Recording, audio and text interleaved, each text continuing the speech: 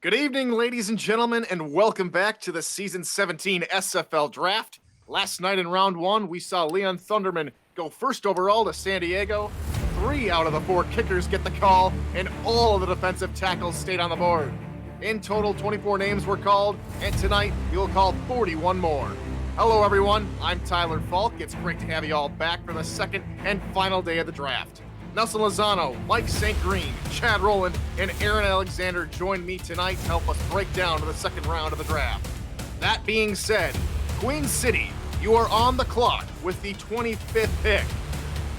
Let's start with you, Nelson. Your boats over in Portland only had 1 pick, and you took O.J. Bruin with the 6th pick. How happy are you guys in Portland? We're ecstatic. OJ was somebody who we spoke to for a while. Really got to know him through the process. And let me just say this: there's a lot of great quarterbacks out there right now in the SFL looking for a spot. Right? We know there's 2 spots tonight. We'll see who ends up landing them. But we're really happy to be able to land OJ. We had a feeling Louisiana would have went with Utah, so it was a pretty easy slam dunk for us there. There you go. Mike, with you being the commission right-hand man, what was your biggest takeaway from round 1? Well, Tyler, you guys are already talking about him. O.J. Bruin was one of my top guys coming into this draft as a quarterback position goes. So I think Portland definitely hit it out of the park. They got a great quarterback, a great locker room presence, and a great leader. But we'll see if it pans out for him as he's moving forward to see if he's going to be a cornerstone of that organization, for seasons to come. Absolutely. All right. Chad Rowland joins us once more. He's the GM over in London. Let's talk about Queen City. They picked up their linebacker, David Ware, 4th overall last night. Where do you see them going with their second of 3 picks? Yeah, I mean, they have some different options, right? I mean, you could go into the secondary, I think, and look at something there. We do have plenty of secondary players. Cody Griffin is there. Josh Rowe is there. Dante Grimm, another guy that's high on people's boards, is there as well. You could go maybe offensive line. I mean, who knows? Maybe you need to get some blocking for Jet Zero. So it could be, like I said, they could go either way. They have a lot of options here. Absolutely. And finally, let's say hello to the 18th overall pick from yesterday, Aaron Alexander. First off, congratulations on being drafted by the Fort Worth Toros. From your perspective as a rookie, what can you tell us is going on through the minds of the rest of these rookies as they hope to get on to the same locker room as the 4-time champs? Admittedly, there's definitely going to be a lot of self-inflicted pressure just on the players that haven't been drafted yet, because it's a mindset of, I didn't go in the first round yesterday. Clearly, either there's something that I need to do in order to get drafted, maybe that's talking to these owners, talking to these GMs, or it's just an attitude thing that needs to change as a whole. Absolutely. Well, we don't have to wait too much longer for the first pick of day 2. Let's send it to the commissioner, Cameron Irvine, with the 25th pick. Thank you, Tyler, and good afternoon. With the 25th pick of the SFL's Season 17 rookie draft, the Queen City Corsairs select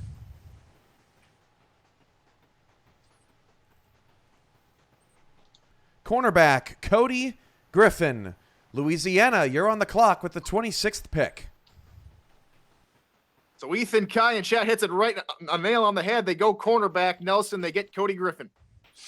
Cody Griffin being the second best right now, rated-wise, as well as being his second time in the SFL minors. It's easy right there. They got a great value at that pick. Were able to really solidify that corner spot. And I think it was a really great pick from there. I spoke to Cody last season, and he was really fired up, and I'm really glad to see that he got a home in Queen City with B.J. Lovelace and Andre Krim.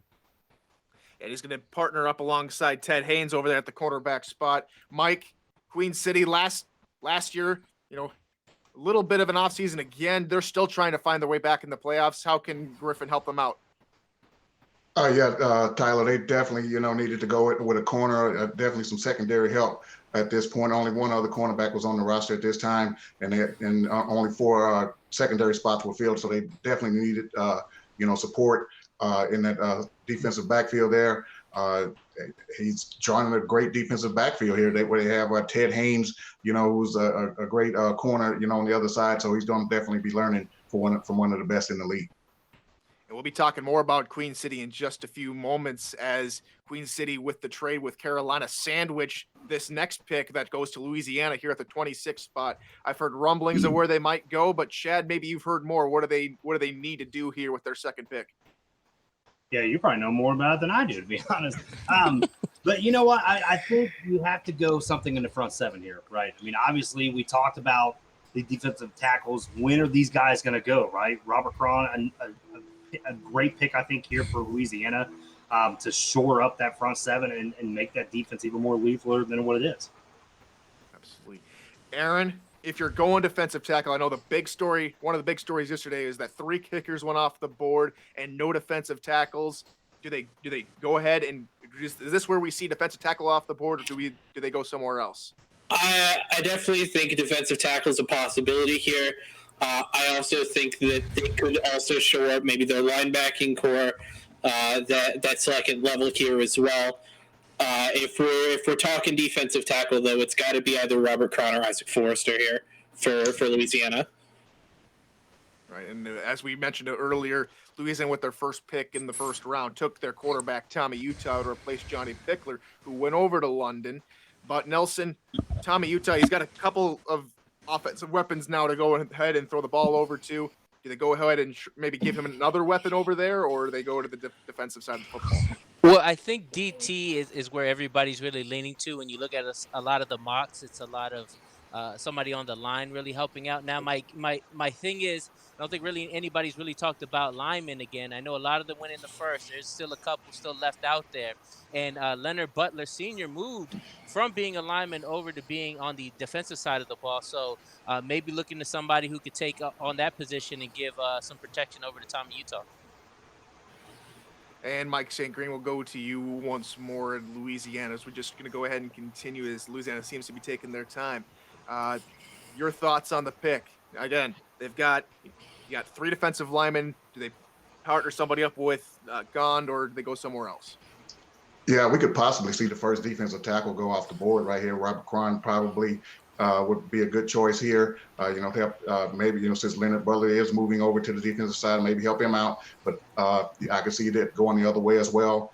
With Butler moving over, they may want to get off someone to help on the offensive side, help open up those holes for Streeter and the new rookie quarterback that's come in yesterday, Tommy Utah. So I can see it going either way. I'll go ahead and say maybe they're going to go offensive line. Yeah, so you're thinking offensive line. I know Ethan Kai was thinking offensive line. Maybe Art Vandalay definitely going that way. A couple more chat shout outs. Hike the Earth, Bill Markham, K Hens 04 also joining us here on the SFL Twitch channel. Glad to see everybody. Glad you guys could make it as we continue to go through all these picks, and a lot of the rookies still looking for a spot on an SFL roster. And what's the anticipation like for you guys that are GMs, Nelson and Chad, especially when a team's taking their time with this? What's going through your head? Maybe they're working on a trade, or what's going on in their head? Let's go Nelson first. Okay. It could be a couple things, right? Some people like to speak to their players prior to them picking them. So it could be a process of them just trying to speak to them at the moment. It could be a team's trying to reach out and say, hey, we're going to package these 2 picks and try to see if they can move up to get their guy. There isn't much left, like we talked about in the offensive lineman side, or the D tackle hadn't really been touched, but you have your 2 top people there that somebody could be trying to come up and get. I just think in this period of time, you never know what could be happening in this time in that room. And Chad, real quickly to you before we hit the 10 seconds mark here on the clock.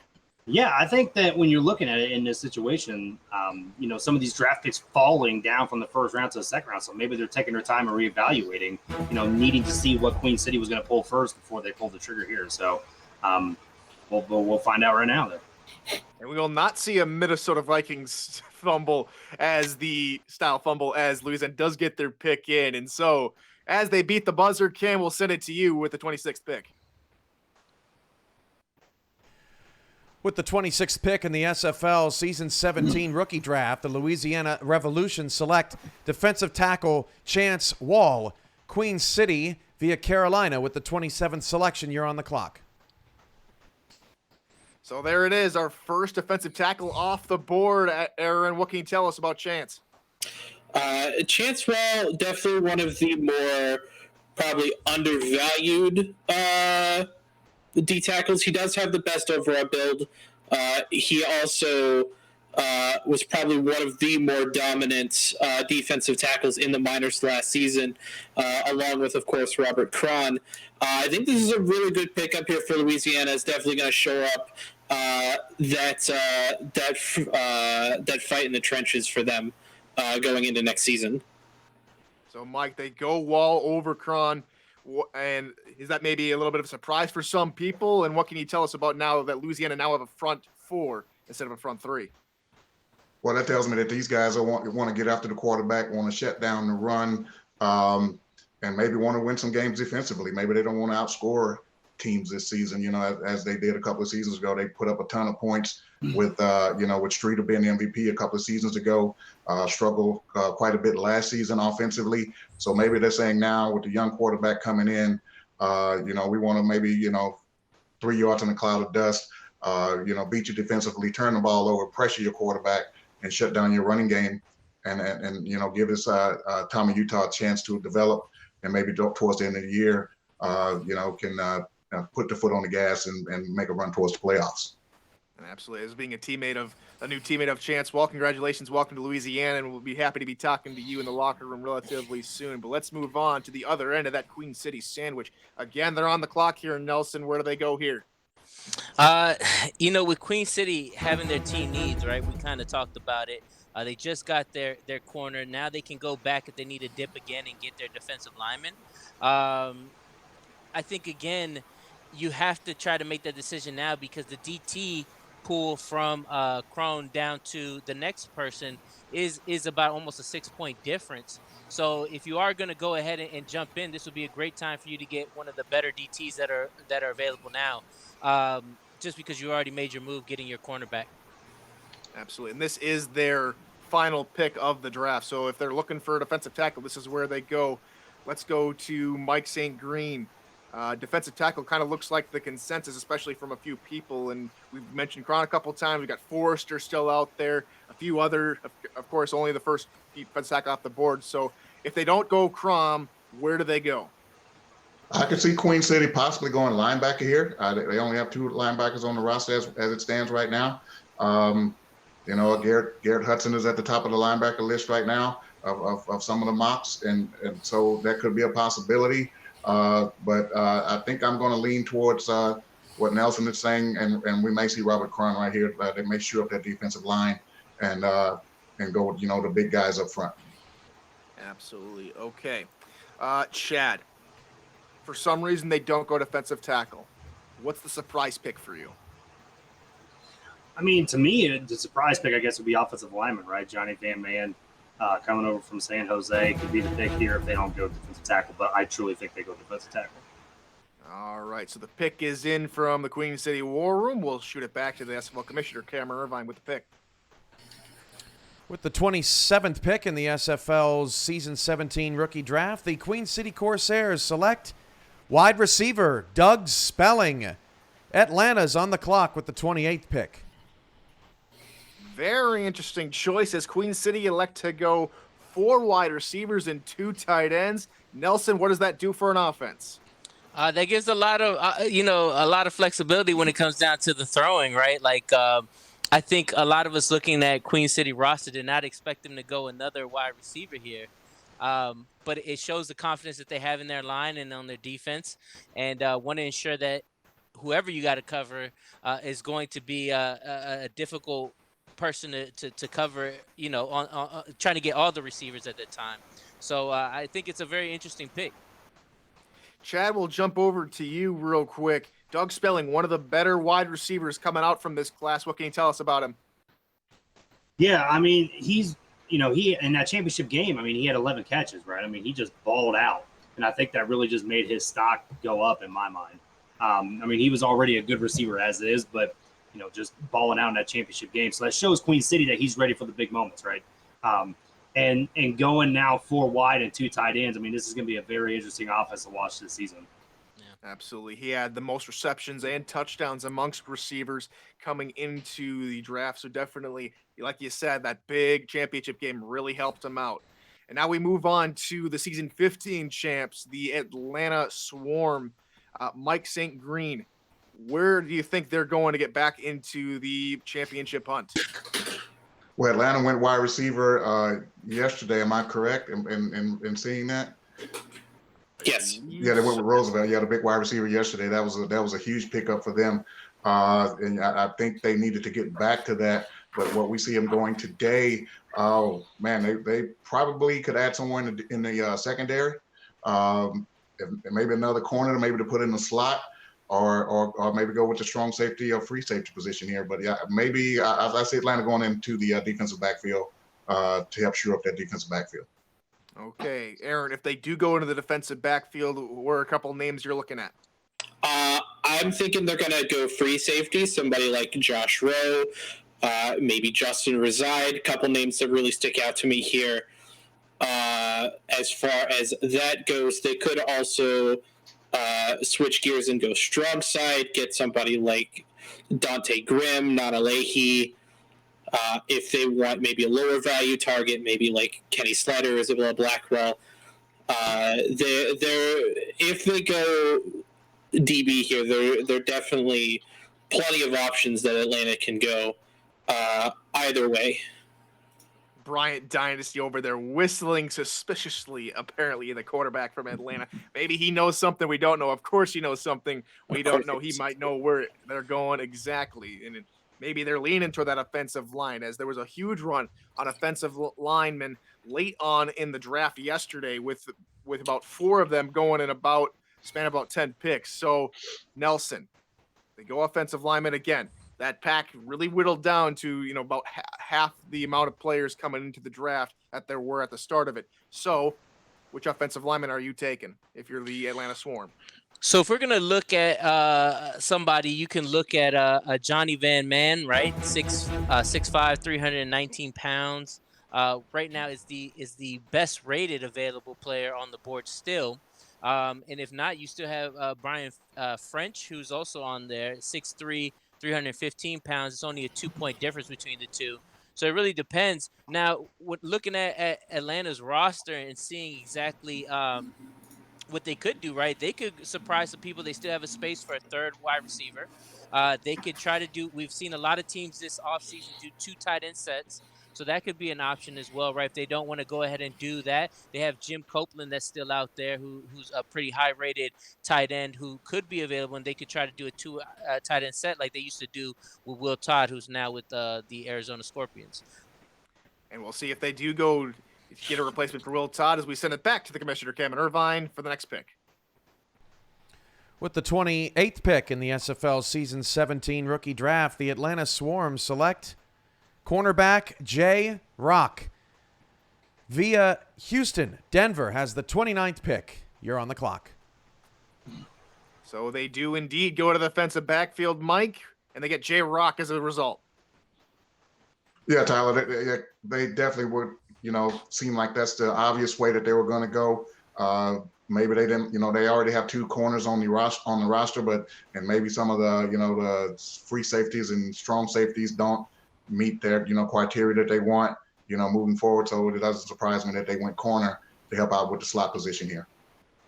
All right, and Aaron, you were looking at the defensive backfield as we were talking earlier, but what can you tell us about Jay Rock? Jay Rock definitely a good pickup here for Atlanta. Definitely a good fill for maybe a nickel corner, maybe slot corner, depending on how Atlanta decides to run their defense. Definitely one of the better corners on the board still. So a big get there, and I think the right call for Atlanta to pick up the corner. All right, and yesterday, Chad, we mentioned it, that Houston and Denver made a trade, which helped Denver's draft security in order to draft a quarterback as they jump in front of Houston. Those 2 teams still looking for a quarterback.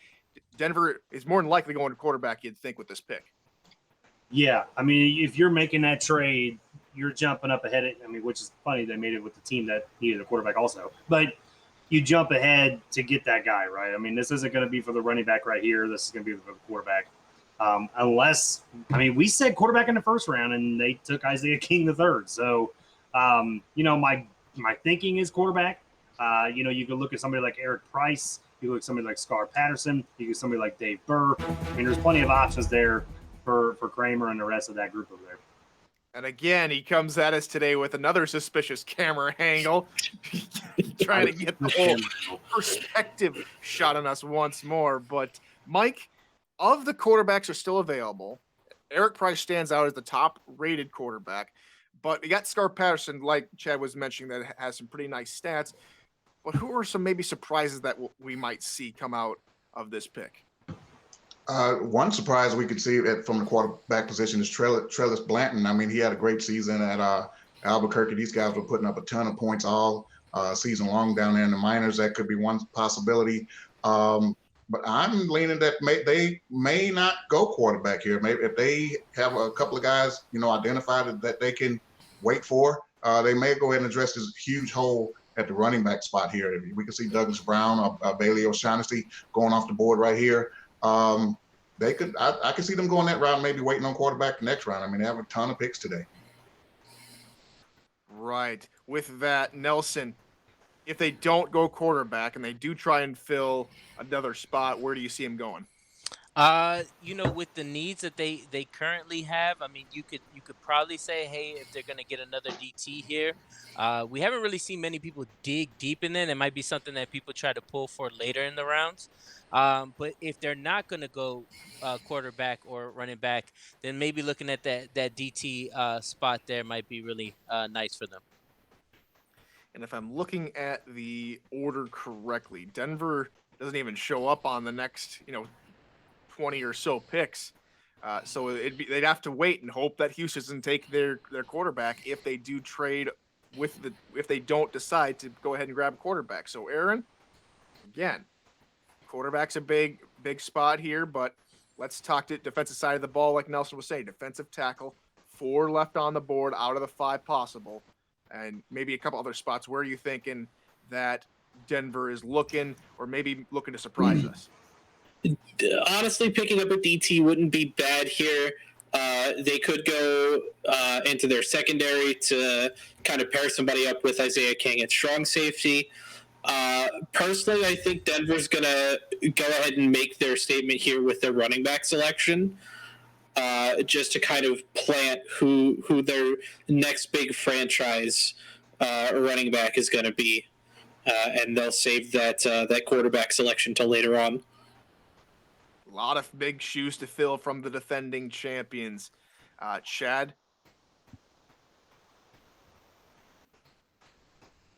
Yeah. A lot of big shoes to fill, Chad. Yeah, I mean, they have a few options they can go on. I mean, obviously, running back, they're the only team that needs a running back, so I don't think they'll take that here yet. Yeah. You want it, if you're looking at the board right now, I mean, Houston has 2 picks before they even pick next. So, to me, you got to get your quarterback here. Absolutely. All right, Denver's pick is in, so we'll again send it back to SFL headquarters in Cameron Irvine with Denver's pick. With the 29th pick in the SFL Season 17 rookie draft, the Denver Nightwings select quarterback Eric Price, 30th pick on the clock. So indeed, Denver does go quarterback, and they snag Eric Price. Mike, he's been waiting for a team for so long, and there he is, suited and booted, ready to head down to Denver. Yeah, congrats to Eric, man. I know what it's like as a former minor league quarterback to wait for that call, and I think he's been waiting 2 seasons now. But I tell you what, this pick makes a lot of sense for Denver because Adam Wiseman was his coach down in Birmingham, if I'm not mistaken. So maybe he's going to fit right in with Denver, hit the ground rolling, and we'll see how it goes with Denver moving forward and see if they can build with this young quarterback. He's able to put touches on his passes and able to float it in there Nelson, what did you like about Eric Price? There's a lot to like about him. You know, we spoke to him during the draft process, and he was willing to do whatever a team needs to win, right? And that was really huge. Having that great attitude, he really believes in the coaching staff will help him find the right direction for the team, which I think is awesome. With them trying to replace, Josh Miller, I think it would be really huge. So. I like him a lot, man. He's a great leader. He wants to win, and like you said, he's very accurate. His short passes and long passes seem to be very strong with him. I'm so really happy that he was able to find a home in Denver. And Aaron, I know personally that Eric is definitely a great character as well. Denver got a really solid guy, wouldn't you say? Absolutely agree. This is actually who I expected Denver to get for their quarterback. Absolute class act in Eric Price. Statistically, of the two-season quarterbacks, the second best overall. So I definitely think that Denver's going to be really happy with with not only the character of Eric Price, but just the overall build as well. All right, and Chad, let's move on to Tulsa, who had a pretty decent season last year. Looking to build on it here. What's the game plan going into round 2? I mean, that's a good question. I mean, obviously, I think for me, this is where Johnny Van Man would look pretty good, right, as the offensive lineman. In the pick before, I believe was linebacker, if I remember correctly. Yes. Yeah, they picked Miles Gibson. That's right. So, going back to that offensive line, being able to get some extra blocking for Sanzo Robinson. I mean, they did pick up Stephen McMichaels through free agency. You still got Gabe Manning. You still got Corey. You still got the beast at wide receiver. But to me, I think go get the blocking for Sanzo. Go get Johnny Van Man. All right. So we have it as it's a lock for offensive line as far as their team needs go. But if we've seen a couple of teams take 4 wide receivers, go 2 tight ends. Tulsa, can either go 2 tight ends or 4 wide receivers here, or they can go ahead and grab maybe another defensive lineman. But Mike St. Green, if they don't go offensive lineman? There's still a lot of talented wide receivers on the board. Do you think they go wide receiver here? I don't see them going 4 wide here. I would like to see Tulsa really concentrate on getting Sanzo more involved in their offense this coming season. I think he's a sleeping giant waiting to explode in this league. I would like to see them, exploit him more in the running game. And I mean, they have Gabriel Manning. I mean, I don't know what a 4th receiver could, do to enhance that receiving core anymore. I mean, Gabriel Manning is basically a receiver and a half in his own right. So they already have basically 3.5 receivers as is. That guy's, tremendous for that offense. I kind of agree with Chad. They may go offensive line here. That makes a lot of sense. Like I said, being that I think they should, feature Sanzo a little bit more, but I could also see them going defensive line, shoring up that defensive line to help out that already stacked defense that they have. And so do they go defensive line, Mike St. Green? Again, a lot of different avenues that Tulsa can go here. As we mentioned earlier, Tulsa picked up Miles Gibson, pick 11. Now I believe this is their 20th pick, if I'm doing my maths correctly. Again, I'm pretty shoddy at math sometimes. But Nelson, No, they have one more, I think. they have one more. Okay, see how shoddy I am at math, guys. Again, 2 and 10. It just all compounds on everything. Aye. All right, Nelson, with just under 2 minutes to go with Tulsa's pick, let's continue to maybe speculate. Maybe the chat can help us out. Who are they going with here? Because they have 2 more picks. It really just depends what they see most important. Again, another team who only has 1 DT on their line. So we've talked about how right now there is the next available guy, and Robert, who's available if they want to do that way. There is tight ends too, right? Rupert McLeod, this is his 2nd season, is another person you can kind of look at, right? You got a big target in Gabriel Manning. Why not add another big target on the other side who can kind of alleviate there, help Jake Q out, and then give Sanzo some opportunities to maybe get some runs out there. And Tulsa's clock ticking down to about a minute, so we'll go back around the horn. Aaron, sleeper pick right now for any team, according to you? We're gonna go defense here. Specifically, we're gonna go to the linebacking core. A couple of deep sleepers that we could probably see. Someone like a Stephen Black, Derek Williams, who was absolutely ridiculous for Lexington last season. Tazzy Blackwell, Garrett Hudson. There's definitely a lot of really good linebackers still on the board. I definitely think Tulsa could look to add another linebacker to their second level here. Get somebody to pair up with the newly acquired Miles Gibson on the outside. Oh, people saying maybe Art Vanderlei saying maybe it's Ritters. Bill Markham maybe saying Markov maybe coming off the board. He's also saying Ackerman 17.6 yards a catch, so maybe looking like that. Maybe Eddie Gage. What up, though, from Eddie Gage? He's probably speculating Tulsa working on a trade, question mark. Chad, are they trading away their pick, or are they going somewhere else? I mean, they could. You never know, right? I mean, it's taken this long. You know, they still have a pick behind them, obviously, the 44th overall. So, you know, if they want to, you know, maybe trade back and, you know, maybe they can still get their guy later on and get some other value, then, I mean, that wouldn't be a bad idea. So the clock has triple zeros, so either the pick is in, just taking a little bit longer to process. I think they traded it. Where trade's going on. Cam's probably still working on grabbing a few bits of information. So, Mike St. Green, could we see a draft day trade during the draft with this pick? No, I think Tulsa's going to pick right here. Probably just have to take them a little time to get it in, but I see them going with the defensive line right here. I don't think we'll see a trade here. I'd be surprised if we see a trade. Yes, Jeff Berg, draft Hugo. He must get drafted. Draft him. He's been trying to get drafted for 3 years. Exactly. Poor Hugo. Nelson, let's expand on the draft. We have the All-Star game coming up here in a few days' time. What can you tell us about what you're looking forward to in that ball game? Well, one, you know, I'll be a little bit biased and say, you know, I'm really excited to see 3 of my rookies that we drafted in season 15 go into the Pro Bowl, as well as Mel Davis. I'm excited to see what these new, you know, with all these divisions and everything like that. This is a new, different type of All-Star game. So I think I'm just really excited to see who's going to come up on top. You know, we get a lot of smack talk within every division.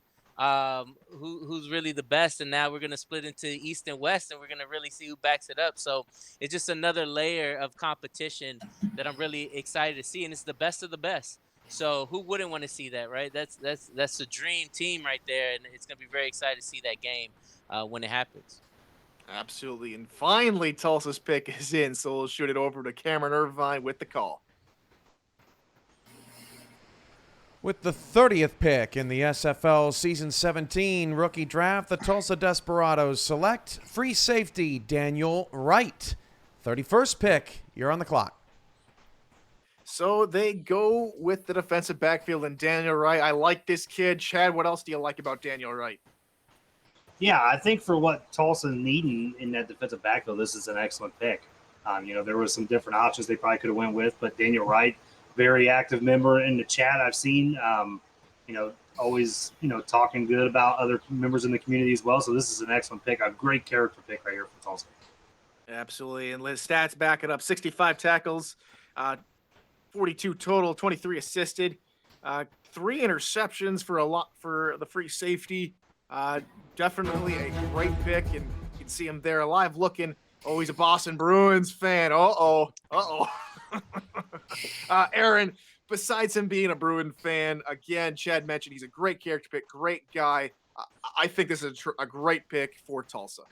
Oh yeah, 100%. You know, I was talking with him in the rookie green room yesterday. Just like pretty much all of these other rookies, just an absolute class act off the field. Very big character pickup for Tulsa, and a player that definitely played outside of his value. He was one of the more dominant free safeties on the field. Honestly, if it wasn't for the extra games that Deshaun Evans and Isaiah King played, probably would have led free safeties in total tackles. The highest free safety out there in terms of tackles for game 2. So They're definitely getting a guy that can produce off the on the field, but also just has that character off the field that I think will definitely help Tulsa's locker room. All right, we'll move on to Charleston's pick as they continue to try and battle against Carolina, the Battle of Carolinas. Very good hot start for their offense last season, Nelson. They kind of slowed down. We didn't really see a whole lot of Buchanan and Simons in the second half of the season. What does the Charleston Predators have to do here with this pick in order to maintain the momentum throughout the entire season? You know, it's very interesting to see. You look at their roster, and I don't really see them going DBs. I didn't really see it with Tulsa at that time, taking in 6 DBs. You know, wondering what they're going to be doing there. But you know, I don't really see them going that route. Again, another team that only has 1 DT at this very moment in time. So it could be somebody there that goes, or they could surprise us and get a 4th wide receiver, right? There's a lot of talent out there. I mean, we know Nate Ritters is still out there. Kelsey Brown is still out there. Mike Savage is still out there. Shane Kaufman. I mean, the list goes on and on. So you could really get yourself somebody there, similar like a Riley Quintero did for Denver, and really open up the field by just having some phenomenal wide receivers in multiple spots. And there we go. Mike St. Green, 4 wide receivers, maybe 2 tight ends. Is maybe that the way they go, or they maybe pick up another offensive lineman to help out with their pass protection? Well, yeah, Charleston, man, they have filled out that roster pretty nicely. They've had pretty much of a changing of the guard over there, and looks like they've obviously changed the philosophy with the 3 wide receivers on the roster already as we speak. They're traditionally a 2 tight end team, 1 tight end on the roster, as of right now. But we could possibly see them go back to that, a little bit. Maybe, they change philosophy with the 3 wide receivers, but maybe just a point in the draft where it seemed like a lot of their needs are already filled. Maybe we could see them pick up a rookie tight end here to develop along the way. We'll see what they do here. Chad, do you like the way Mike's thinking with another tight end, or they go somewhere else in your opinion? I love MSG. I just don't see them going a second tight end. I mean, if this is a different team now, right? You don't have Allen anymore running the show. You got Jack and them guys doing it. So, to me, thank for Eddie. I think you go fullback here. I know Jason Miller. We had the mock. He had the Miller mock out and said that it was John Lilly. He would guess that right. He's putting that Terrell Sutherland's here at fullback. I see that being the move here for Charleston. There we go. As a fullback yourself, Aaron Alexander, amongst your fullback compatriots there in the minor league, who do you like more? Terrell Sutherland, Hanzo, or Rambo? It's definitely going to be Sutherland here. It's 100% going to be Sutherland. I was talking with Jacob Clear yesterday after I got picked up by Fort Worth. If they didn't go the direction they decided to go with in the first round, picking up that defensive end, that's probably where I would have gone. If Fort Worth didn't pick me up, then I would probably be here at the 31st pick. I definitely think they're getting that fullback though, and they're getting Terrell Sutherland. So Charleston's final pick of the season 17 draft will come your way right now, courtesy of the commissioner, Cameron Revine. With the 31st pick in the SFL's season 17 rookie draft, the Charleston Predators select fullback Terrell Sutherland. 32nd selection here on the clock. And a very long name barely fits onto the title card there, but indeed it is Terrell Sutherland. Mike, a great pickup, another good fullback off the board. Yeah, Tyler, that's why Chad's a GM and I'm just a player. You're a G wide He knows a lot more about this picking great players than I do. So yeah, I really didn't notice that they didn't have a fullback on the roster, but they're obviously a great pick to get someone in front of Swearingen there to open up the holes. They already have a guard on the roster, so great pick for them there. And I'm looking forward to seeing what they have, with the changing of the guard there to see what Charleston's going to look like next season. And Chad, you were saying that it has to be a fullback, so let's shoot it over to you for Sutherland. Yeah, I mean, to me, I want to know if Jason Miller was in that war room because he guessed both picks, right? I mean, that dude's a hell of I mean, he's kind of a pain in the ass, but he's pretty good. So here's the thing. I mean, and Mike kind of nailed it on the head, right? I mean, he's got to, having that blocking for Keith Swearingen, I think is a big thing. They obviously already have a guard in Fred Dukes, so you can have that fullback blocking as well. I mean, the 2 tight end, 2 wide receiver set would have, I guess, make sense if you're trying to do that situation. But at the same time, maybe they want to open it up the passing game a little bit, be more of a balanced team, more than we've seen from them before. So I think it's a great move here for Charleston. Absolutely. All right. Nelson, now that we have Los Angeles on the clock, they're in their second season, the former team out of Chicago, now in Los Angeles, their second season. They had a pretty good opening season in Los Angeles. How do they maintain momentum here with another pick? They, like you said, they did a really good job last season, really bouncing back and getting themselves in the playoffs. Looking at their roster, I mean, they don't have any DTs. So that's kind of the most obvious spot now. Again, crazier things have happened. They also had the opportunity to add in one other wide receiver if they like. And we already know some of the great people that are already on that list as well. So they could be wanting to add speed there. But honestly, those are the 2 needs that I could glaringly see that LA could potentially go. All right, let's go to Aaron. How about you for LA's pick? Do you agree with Nelson, or you got something else? I definitely agree. Admittedly, I think being that LA doesn't have any DTs on their roster currently, I think this is where they spring for one. Robert Cron, I think if they go DT, has to be the choice here. The league leader as far as DTs go. I think among D line in general in sacks. This past minor league season, definitely able to penetrate into the backfield with pretty relative ease, and I think that kind of defensive attack is something that would benefit LA greatly here. And they do already have one defensive end rookie that just signed his contract, Rogan Spura. He's officially part of their team now with his contract officially signed. So do they partner up another defensive lineman, Chad, with this pick? Yeah, I mean, this is Robert Cron, right? I mean, obviously, they picked up my boy Brogan Spura, coming over from Lexington is going to be a beast for him, once he gets some progression in and gets some practice time in. But this is Robert Cron. I mean, there's no ifs, ands, or buts. There's no other way they need to go with this. Tom and Ray, they're done. They got their man. I guarantee that they're doing backflips everywhere. So congrats to them. This is who it's got to be. So is it a lock, Chad? Almost calling his shot here. He's calling. All right. So Cam, do we have a call? Do we have a Babe Ruth moment in us?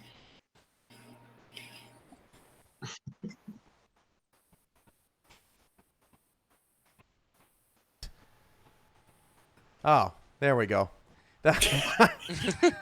I thought, never mind, forget it. With the 32nd pick in the SFL Season 17 rookie draft, the Los Angeles Lycans select punter, chance to win.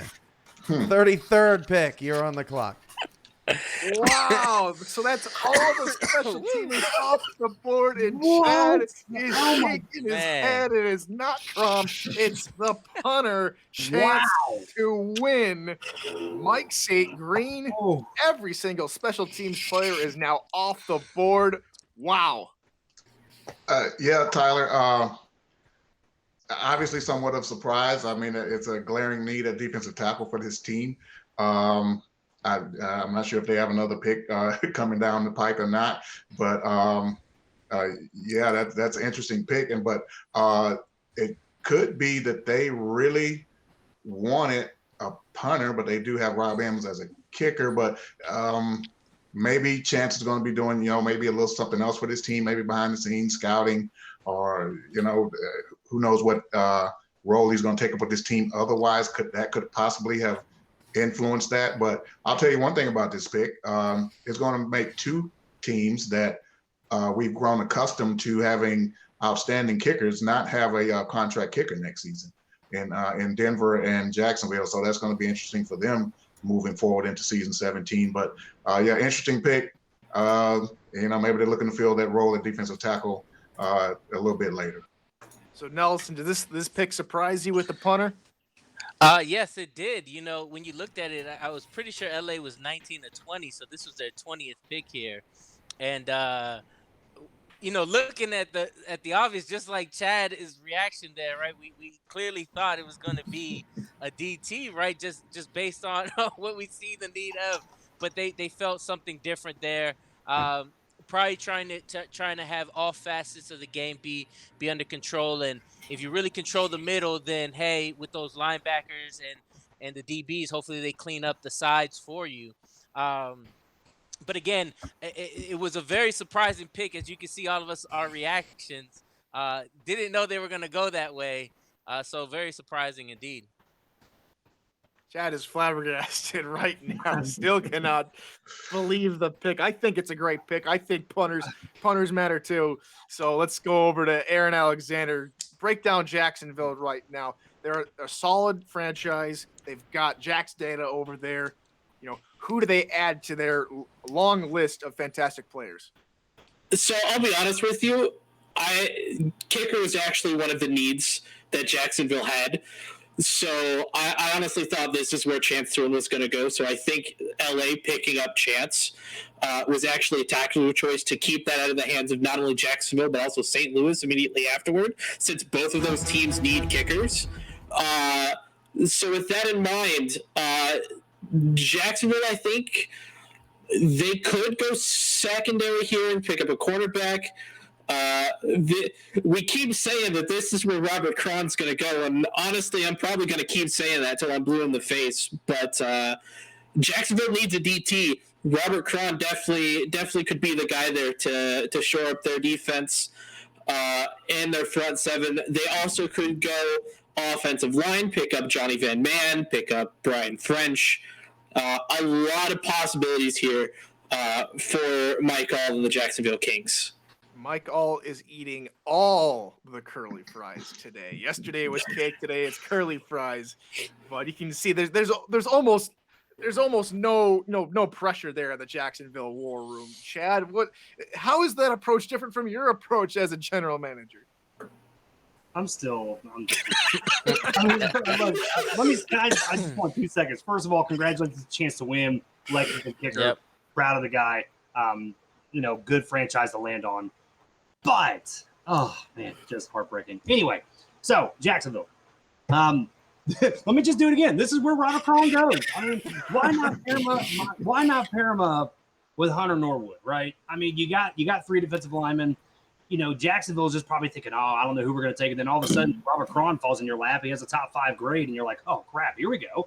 So Jacksonville, I think, in my mind, if they take Robert Cron here, that's a steal, like a steal in this draft. So let me just be wrong again, though. Go ahead. Maybe, just maybe.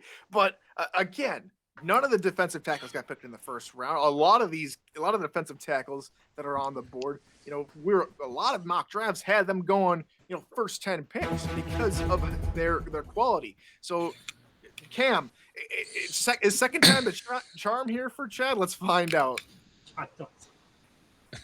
No, nobody picked up here on this Easter egg that Mike was dropping. So let's see what happens. With the 33rd pick in the SFL Season 17 rookie draft, the Jacksonville Kings select center Brian French fries. 34th pick, St. Louis. You're on the clock. Wow, Brian French fries. Okay, you have a new nickname, sir. I'll be calling you that in the booth every time from now on, Mr. French. Nelson, Chad's 0 for 2 now on Robert Cron picks. What can you tell us about the center? One, I didn't know to be an analyst on this show, you needed a decoder or something to read signs out here, because I didn't know that was the sign that he was trying to give. But hey, look, honestly, there wasn't many linemen to begin with, so this does make sense for them to go ahead and try to do that. They got Marcus Dunhill now back there, so to protect your quarterback, as well as give Jared Willis an opportunity to really light it up as a running back. So I think this is a really good move for them to really ensure, and they probably understand. Look, there's not a lot of people running on DTs right now, so you'll probably be able to get somebody maybe down the line. So that's 2 offensive linemen that Jacksonville has picked up. They picked up Alden Bleeker early on in the draft there, Aaron. Now they partner up a center to go along with the guard. Yeah, and I think that's definitely the right call here for Jacksonville. Yeah, it would have been nice for Chad to actually get a call right here with Robert Cron, but I think picking up another lineman, some additional protection for Marcus Dunhill is definitely the right call for Jacksonville. There we go. All right, let's go over to Mike St. Green here as we start to talk about St. Louis. They had a few holes on the roster start. This is pick number 19 to fill out the 19th spot. So pick number 3 for them. Where do they go here with their pick? Wow, yeah, St. Louis they have a strong secondary. They picked up Roger Law in free agency this offseason. So yeah, I don't think they will be going that route. Doesn't look like they may go with a third wide receiver. I'm not sure, but they need help on the defensive line.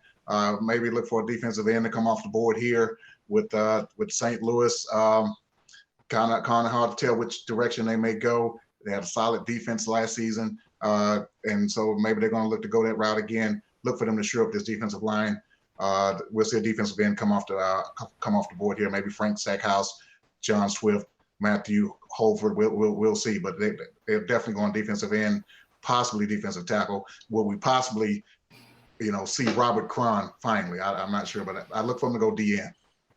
We'll have to see as we say hello to Colin Northrup over there, one of the co-owners over there in St. Louis. Always good to see him on the call. There's Dwayne Schindler, another co-owner, fantastic gentleman as well. And Nelson, let's go to you real quick for St. Louis. Again, defensive line looks like the biggest hole for him right now.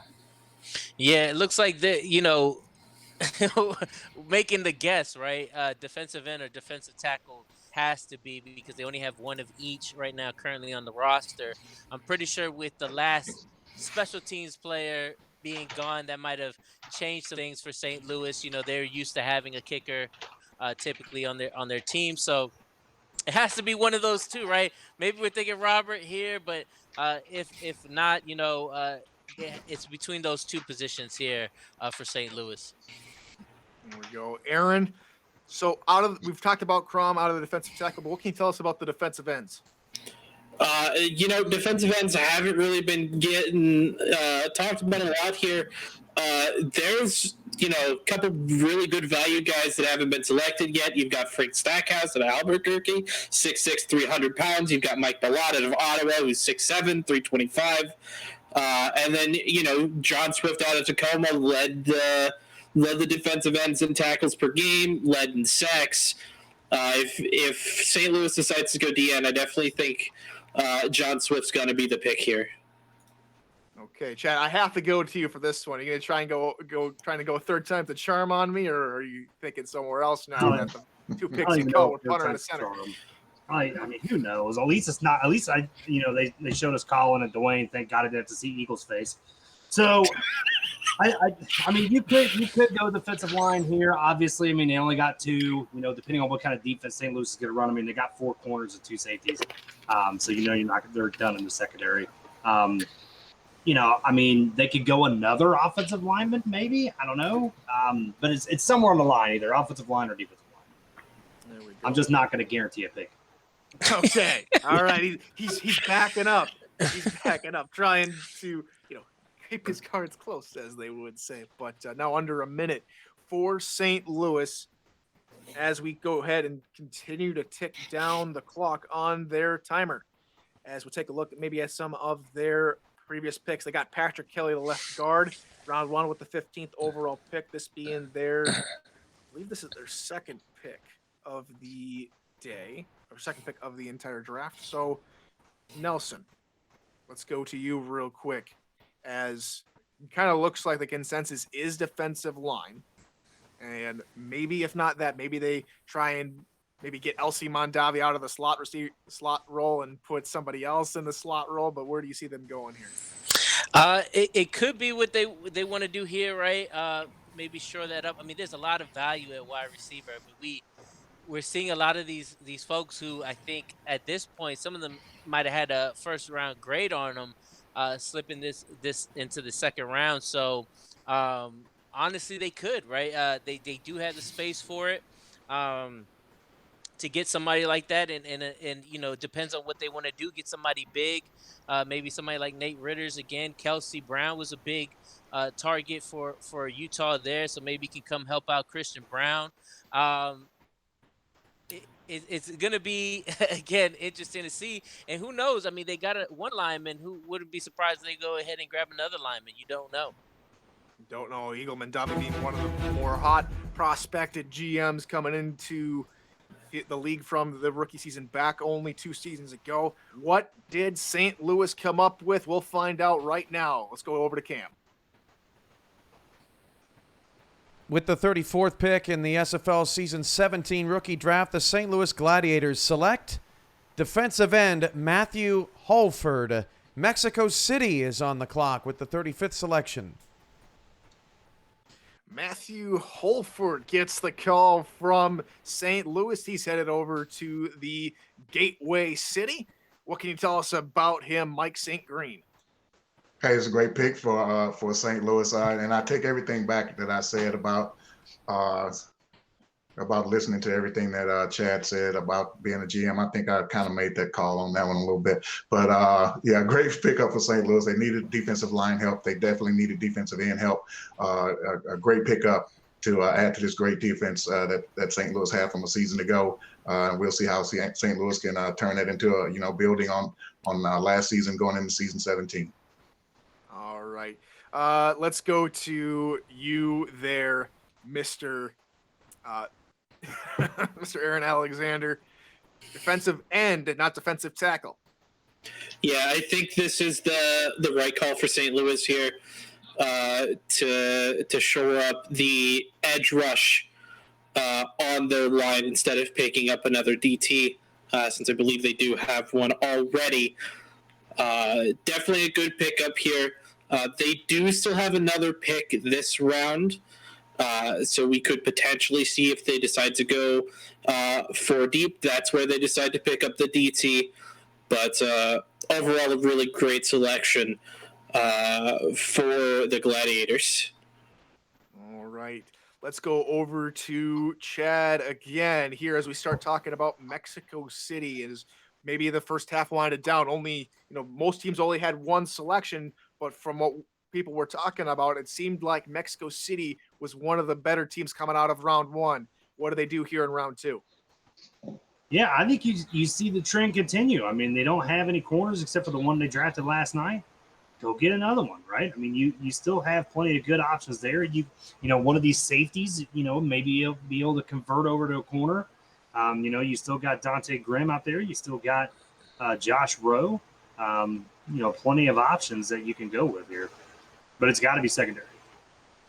See a couple other names on there as well, maybe Terrence Pearson or Jeremiah Mentfield as well. But let's go to Mike St. Green here.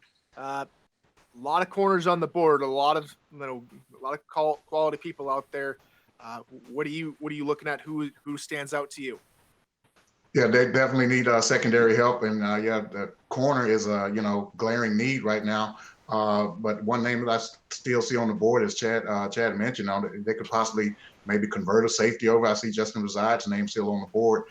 Maybe that's a possibility here, but they're definitely going into the defensive backfield. And one thing I want to point out, Mexico City, they lost a lot of talent from that team from last season with retirements and things like that. Is it a retool or a rebuild? I'm kind of looking at this way this defense is shaping up right now, at least in the secondary. It's kind of a rebuild. And Nelson, as I take a look at it, there's a lot of strong safeties on the board, and not one of them has gotten their name called so far here in the first 34 picks. Do we see a strong safety come off the board? And if it's not Justin Reside, is it somebody else? It really depends on how they feel, right? Like, Dante Grimm has been a very vocal safety. Has always really been the front for the Albuquerque Adams this season. And if you follow him on Twitter, you know that he's always going after every single opponent that he has. So it really depends on what Mexico City wants to do. Ramos has been around for a while, and that intensity, he typically, he has players who are very intimidating. So I feel like Dante Grimm, if you are going to look at those strong safeties that are still available, would be a great pick here. And if he decides to move over to free safety, I mean, that'll be pretty good from that safety list. How about that live look in from Ray Bentley sitting alongside his newborn son? Congratulations over there to Mr. Hall of Famer Ray Bentley. As we'll head over to Aaron Alexander again, Mexico City cornerback. In the first round, they pick up another cornerback here. I don't think they do. I don't think they're going to go cornerback. I actually think they're going to go free safety. And if they're going free safety, there's only one smart choice that they can make out there in Mexico City, and that's Josh Rowe. And Period, end of story. Okay, making a call again. All right, Chad. So what do you have for the rookie sitting alongside you, making a call on Josh Rowe? You could tell he was a Lexington minor, can't you? I agree. Like I said, to me, one of the things you have to do, what you could do for value-wise in the situation is convert one of those good safeties to corner. Some of those guys may want to play safety, but you still can. They obviously got Ben Charbs on there who is a lower-rated player, but you still got Jeffrey Daggs back there being a free safety, so you could pair somebody up with him and then maybe go get another corner down later in the draft. But regardless, like I said before, it's got to be something in the secondary because that's the only thing that would make sense here. You could surprise me, maybe go offensive line to help. Johnny Van Man could be a sneaky pick right here with Mexico City for Ray Bentley doing the blocking anyway, but then you got Phoenix Jones who had a hell of a season last season also. So that could be a sneaky little surprise there too. I'm getting word now that Mexico City's representative is walking down to the league table to go ahead and submit the next pick. So we should see what Mexico City has decided relatively soon. And there it is indeed. The pick is in for pick number 35, Cameron Irvine. Where did Mexico City go? With the 35th pick in the SFL's Season 17 rookie draft, the Mexico City Aztecs select cornerback Jermaine Menefield. Fort Worth is on the clock with the 36th pick. So indeed, it is a cornerback, and it's Menefield that gets the call there. Nelson, what can you tell us about the corner? He was the top-rated, or at least available cornerback coming from San Jose Flight, right? They had such a turnaround season, getting themselves into the championship. Was there for the 10 games, had 56 tackles. And interception-wise, he didn't have anything from there, but a lot of those folks that come from, the San Jose program, man, we saw the defense that they really ran there, and they were really good, and had a couple pass deflections as well. So really good pickup there to replace who they lost in this offseason. And they lost quite a bit, so Menefield's going to have to come in and immediately produce there, Chad. Again, good solid corner. We're thinking corner. So what do they do here from now on after they get another corner? So 2 corners in the first 2 rounds. Yeah, and really that's going to be all depending on how they want to build their defense, right? Like I said, they could be sneaky and go get an offensive lineman down the road, with that 50 or the 47th pick, actually, if I remember correctly. But you could go ahead and get that third corner. You can go ahead and get another safety back there. So, there's still plenty of options to go down for Mexico City. All right, we'll stay in that Tex-Mex division as we will move over to the Fort Worth Toros, who are already under 4 minutes on the clock there. Aaron, as you're a member of the Fort Worth Toros, with you getting drafted there 18th overall, where do you think you guys are headed? Honestly, I think we kind of follow Mexico City's example and pick up a corner here.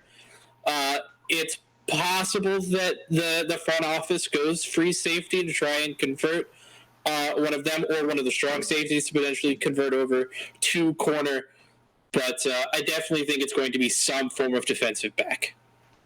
And this will be Fort Worth's final pick of the draft. So Mike St. Green, does it have to be corner here, or where else would you be looking if you're Fort Worth? No, it doesn't have to be corner here. The secondary is pretty solid. You're looking up and down this roster. This entire roster is loaded at this point. I know what their philosophy is to a certain extent, but they could possibly surprise right here. And I think it was Nelson that mentioned Riley Quintero over in Denver last season. They could surprise right here and use on a Nate Ritters as a slot, and really give some defensive problems with a third wide receiver. Even though they have two tight ends, I could possibly see them going the wide receiver route. And Chad, the Fort Worth Toros defense statistically throughout the regular season was one of the best in league history. So does just adding another rookie to help develop in that system help their chances of pushing forward further into the playoffs? I mean, I don't think it's going to hurt. I mean, I think they already have a pretty good chance not only to be in the playoffs, but to also get close to the title game. Like I said, I mean, you could go surprising and maybe go that third wide receiver, but the way that offense is ran last season, I just don't see them really going that way. I mean, if they go anything offensive, I could see line just to kind of, get some blocking up front possibly. But, if you're going to go defensively, you already got 2 free safeties because they took Marquise Reed from London last season. Or this season, I mean. So, you got 3 safeties. You could go ahead and get that third corner like Aaron was talking about, to try to groom them into that. So Fort Worth already has, like as Mike said, a loaded roster. Let's see what Hacker and them boys can do. And we didn't see Nelson last season from Fort Worth. Their offense try and be too explosive, and they look to just more so play within themselves and get their main, maybe number 1, number 2 targets the ball, effectively. And if they weren't doing that, they were running the football. So maybe do they go with Chad's suggestion and take an offensive lineman here to help out that running game? I mean, you do have 2 offensive linemen still available, right? You said Johnny Van Man is honestly the best available lineman if you are going to go that route. They have a lot of weapons, and it's really hard to see because they're very strong on defense. Everybody knew Fort Worth's defense, and they only have right now Joey Schwint as DT. So this could be another opportunity where DT goes. That we keep on trying to find somebody going to grab there, but there's great value nonetheless in that position. All right. Yeah. Go ahead, Nelson. I'm sorry. No. We're All right. So, the pick is in from the Fort Worth War Room. Let's head over to Cam and Irvine for the call. With the 36th pick in the SFL Season 17 rookie draft, the Fort Worth Toros select left guard Johnny Van Man. Florida is on the clock with pick 37. So, indeed, they do go offensive line there, Chad. And it's left guard. It's the best one available that Nelson was saying. Johnny Van Man off the board. The rich just get richer, right? I mean, crap. Aaron Alexander was a fantastic pick in the first round. They come back, get Johnny Van Man, one of the best offensive linemen in the SFLM in the second round. I mean, I got to face him at the convention. This is just rough for me. No, but you know what? Excellent pick by them guys. That front office over there, there's a reason why they were front office of the year. Kudos to them guys. Hell of a draft for Fort Worth. Absolutely. That does conclude their entirety of their draft. Those 2 picks, Aaron Alexander and now Johnny Van Man. Nelson, you and Mike were thinking the same way. Has to be kind of that offensive line. And now what can you tell us on a whole for Fort Worth? And Chad said one of the best drafts so far. Do you agree with Chad or disagree? It shows what they're really trying to do, right? Their offense is high powered. And they have a lot of weapons everywhere you look. So for them to strengthen something that wasn't too much of a concern for them because they still did very well last season, just got even better by them adding a lineman. And mind you, he was one of the better linemen still on the board. He wasn't just mid, on the bottom. He was up there. So I think this is a really strong pick by Fort Worth, and it shows what they're really trying to do this offseason. There we go. And so moving from Fort Worth and the high-powered offense now that they seem just to continue to cultivate along with their stellar defense. Let's move on to the runner-ups from last year, the Florida Storm with their second pick. Mike, they picked Paulie Truth, the tight end, in the first round. Where do you see them going here in round number 2? We could possibly see a receiver here from Florida that, they typically, like to air it out a little bit, and they're definitely accustomed to having 3 wide receivers on this roster. We could see wide receiver here. The linebacking core is a little thin. We could possibly see linebacker right here for Florida. The one big thing that I've found out about this team, they're not just offense. This team knows how to play defense. Mighty knows how to game plan down there and scheme for you on defense, and he may be looking for a linebacker to help solidify this front 7. And Chad, let's head to you. As Mike mentioned, they've only got one linebacker so far on the roster, Eric Hammer. Is that more of a need, more so than maybe picking up a slot receiver? Yeah, I mean, I like where Mike's head is on this, right? I mean, they got one linebacker. Mighty isn't really like a big linebacker guy, but I could see somebody like a Philadelphia Collins from San Jose getting drafted here. They could surprise you and maybe try to get the replacement for J.W. Doyle. I know that offense ran pretty well when you had the running back and the fullback last season, Mike. You watched a lot of their games, I imagine. So getting that guy now, I mean, you still got Hadatori Hanzo in there. You got different options at the fullback position. But truthfully, I think it's going to be linebacker right here. Garrison Blues saying in chat that he wouldn't be shocked if they went running back. And also saying that they need somebody next to Eric Hammer as well. So definitely looking either two routes there, Aaron. Do you maybe see a third option they try and solidify here? They could pick another piece for their defensive line here, but that's, I think, going to be lower on priority than maybe picking up a slot receiver or solidifying and adding to the linebacker core out there in Florida. And a lot of quality linebackers on the board. If I'm doing my maths right, about 22 came into the draft. 5 have had their names called already, and we've got Philadelphia Collins still there. We got Zed Markov on there, Josh Slapp, another couple of the names being thrown out there from last night into today. But Nelson, linebacker, running back, somewhere else. Can't all of a sudden draft a punter because all the special teams guys have been drafted, of course. But if there's a surprise or a sleeper, where are you headed for those sleeper picks? I think they could honestly go linebacker here. It makes sense, right? They only have one. Derek Williams is on here. He looked like he had a pretty good games here, and he didn't even play all games. He played 8 games and had one of the most tackles out there. So they could get this as somebody of value of that from there. And they also, too, again, we could talk about, they could do DT. Like, they have a lot of value at this position. If they do see any of the fullbacks, Chad is right. They've been very successful with having that position being there, and they could find somebody who's willing to take that fullback position and block. So that could definitely be a potential move for them there. There's only 2 that are still left on the board. So I think this is a great opportunity as well if they are going to snag one here. Mike, again, the runner-ups from last season, lost a few players trying to get back there. Last season, they had their original running backs swap over so that I'm trying to think, Bullet Beletsky could jump into the running back spot. Real quickly before we get to the pick, last couple thoughts here on Florida before we get to the pick.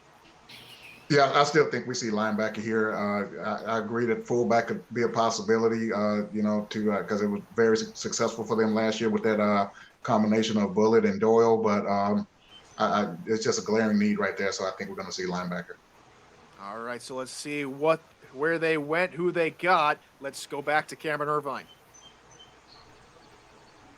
With the, what's the pick? 37th pick in the SFL season 17 rookie draft, the Florida Storm select inside linebacker Stephen Black. 38th pick, you're on the clock. Stephen Black, the linebacker, gets his name called finally, and he goes to the Florida Storm. Chad, good pick in your opinion? I forgot Stephen Black was still on the board. I thought he was taken already. So, yeah, this is a good pick for Florida. Like we said, I mean, they obviously got to have, to fill that linebacker position. You still got the 48th pick here later on. You might be able to go in there and get a fullback if there is one, or I know there's one, but there may be another one left. I can't remember. But good pick here. Good pick here for Mighty. Good pick for Florida. Shore up that front seven there. All right, Stephen Black comes off the board. Aaron, what else can you tell us about the linebacker? Honestly, a really good character pickup. A really good off-the-field presence, I think, for Florida's locker room. Stephen Black was probably one of the more active as far as, the remaining linebackers, as far as being in the SFLM general chat, being in the SFL general chat itself. So definitely going to be a big locker room presence just right off the bat for Florida. And I think that picking him is probably the best decision that Florida could have made there. And I definitely agree with that character pick, because I had him on Netma a few times, and very happy to see him land a spot in Florida. As we move on to not Denver, but Houston, because of the trade, Houston gets the call here for the next pick as we take a live look in at Damon Simeon, the owner of the Houston Hyenas. Nelson, where do you think Houston's headed with their second pick? They need a quarterback, right? There isn't anybody else who needs one, so I can't understand that they decide to go with other needs. Houston, other than that, is looking to need still a D end, DT. We have, linebacker, a couple of spots that they could be looking at. So they can still wait on it, right? They don't really have anybody after this fact who's going to be looking for this. So if they can, we always talk about the value of DT. We haven't seen many DTs go. So you have a person who is in Robert, who again is the highest value. I'm not sure if things of how he expressed himself in Gen Chat might have affected his draft stock today. But again, Houston would be a great spot. They've given people chances in the past before. Maybe they give an opportunity to Robert this time around. There we go. And Mike, now that they're the only team really needing a quarterback, do you think they maybe put that in the back burner and get somebody else? Yeah, Tyler, they definitely put quarterback on the back burner for right now. I mean, they would only be picking against themselves as far as, looking for a quarterback. The only reason why they would possibly pick a quarterback here is just to, give him the prestige of being a second round pick or whatever the case may be. But it's no rush for it at this point. They can wait on that. It's needs all over this roster. Secondary needs help. The defensive line needs help. They could possibly even add a fullback here, but that really hasn't been traditionally one of the things that the Hyenas have liked to do. I kind of see them getting secondary help. I mean, they lost a big part of the secondary in Roger Allard going over to St. Louis, so I can see them trying to replenish that spot. And Houston's first pick was all the way back at pick 10 when they picked up Sonny J, the kicker, who's over there in chat saying hello. Good to see him, and congratulations once again to the kicker and to everybody else who's gotten picked so far as we continue to go through round 2 of the season 17 SFL draft. So, Chad, as the pick comes in, your thoughts as we quickly move into Houston's pick. Do they go quarterback, or is it smart to put it on the back burner? Nah, put it on the back burner. Let's see who they get. All right, so we send it back to the commish, Cameron Irvine, for Houston's second pick. With the 38th pick in the SFL Season 17 rookie draft, the Houston Hyenas select strong safety Josh Rowe. 39th pick is on the clock. So we finally see a traditional strong safety come off the board, and it's none other than Josh Rowe, Aaron Alexander. What a pick, you'd say, huh? Absolutely. Definitely think this is a really good call for Houston to pick up somebody to help their secondary, especially picking up Josh Rowe specifically, who toward the end of the minor league season already has a max build. So definitely a good overall pickup there for Houston, and it is actually going to be a conversion. He's moving from free to strong safety. So a very, very interesting choice there, and I appreciate you catching that out along with Axel Raven as well. over there in chat is still no strong safeties, traditional strong safeties taken off the board. Free safety goes again there, Chad. I mean, this was an excellent pick, right? I mean, this could be possibly the steal of the draft. I'm just gonna say it because really, I mean, not just because of the fact he was a Lexington minor. I love watching my SFM roster just get picked apart, but at the same time, I'm really happy that these guys are getting picked, right? So as an SFM head coach, it makes me proud. But Josh Rowe, great build. Even at strong safety, free safety, doesn't even matter. This guy's going to come in and make an immediate impact now on a team that needs somebody to make an immediate impact now. So great pick by Damon, great pick by Ethan Kai. This was a home run pick for Houston. Good job. Definitely. And Mike, let's move on to the two expansion franchises from last season, and one of them being the DC Dragons and their return to the SFL. You could say they had definitely the better season out of the two teams. How do they look to continue their building season from their first season back? First of all, Tyler, no one's in my ear telling me any of your stuff. I don't know if you've noted, but I picked linebacker and secondary in the past two picks. But anyway, nobody's in my ear telling me this stuff. But I'm going to go out on a limb here as well. And DC. I love this roster all of last season, man. I love this team. They were always competitive. I was impressed with them from day one. You were going to get their best shot week in and week out with this team, and they impressed. I mean, week 12, Baltimore had to pull a game out on the last play of the game to beat these guys. So, solid coaching staff. I mean, they had 15 rookies last season. I mean, they were just coached up well, progressed well, and performed well all season long. But what I see them going right now, they're still a little light in the receiving core. So they could go wide receiver or tight end here. I know they're looking to fill that tight end slot. I'm going to pick tight end over the receiver right here. One tight end. DC went fullback Chris Burton with their last pick number 23, and with their second pick, they selected a kicker, Pati. Yes, that is the name that he was given. So we're gonna go ahead and see what they can do. Fullback kicker. Now where do they go, Mr. Cam Irvine? Back over to you. Mike St. Green is on fire with the 39th pick in the SFL Season 17 rookie draft. The DC Dragons select tight end Rupert Westcloud. Sioux Falls is on the clock with the 40th pick. So Mr. Westcloud finally finds a home, and it's with Lord Castro over there in DC as Mike St. Green is out of the building. Mike, you're on a roll. You get the call. Go ahead and break down Rupert Westcloud for us. Hey, this is a great pick for this team. Rupert Westcloud actually had a great minor league season, minor league career. Great pick for this team. I know they were looking for help at this spot. Hey, man, DC is going to be strong again this season, and look for them to improve on their win total in season 17. Nelson, I don't think we can top Mike St. Green anymore, but again, good pickup from DC, getting their tight end. Now that wide receiving core looks a little bit more fleshed out now, wouldn't you say? Yeah, definitely. And, try to look on his glasses. I can see a reflection. It's probably the answers right there. If you're seeing a conspiracy theory, Cam's talking to him. In all seriousness, right, Rupert Westcloud is somebody who's been around, right? He was part of Salt Lake last season, did a really great job, was a big target for Utah, and was it again, right? He was one of the leaders when they came down to tight ends and receiving yards, having 2 touchdowns, right? So he's going to give that weaponry to the offense that I think, again, DC can get a really good replacement there with the tight end that they lost.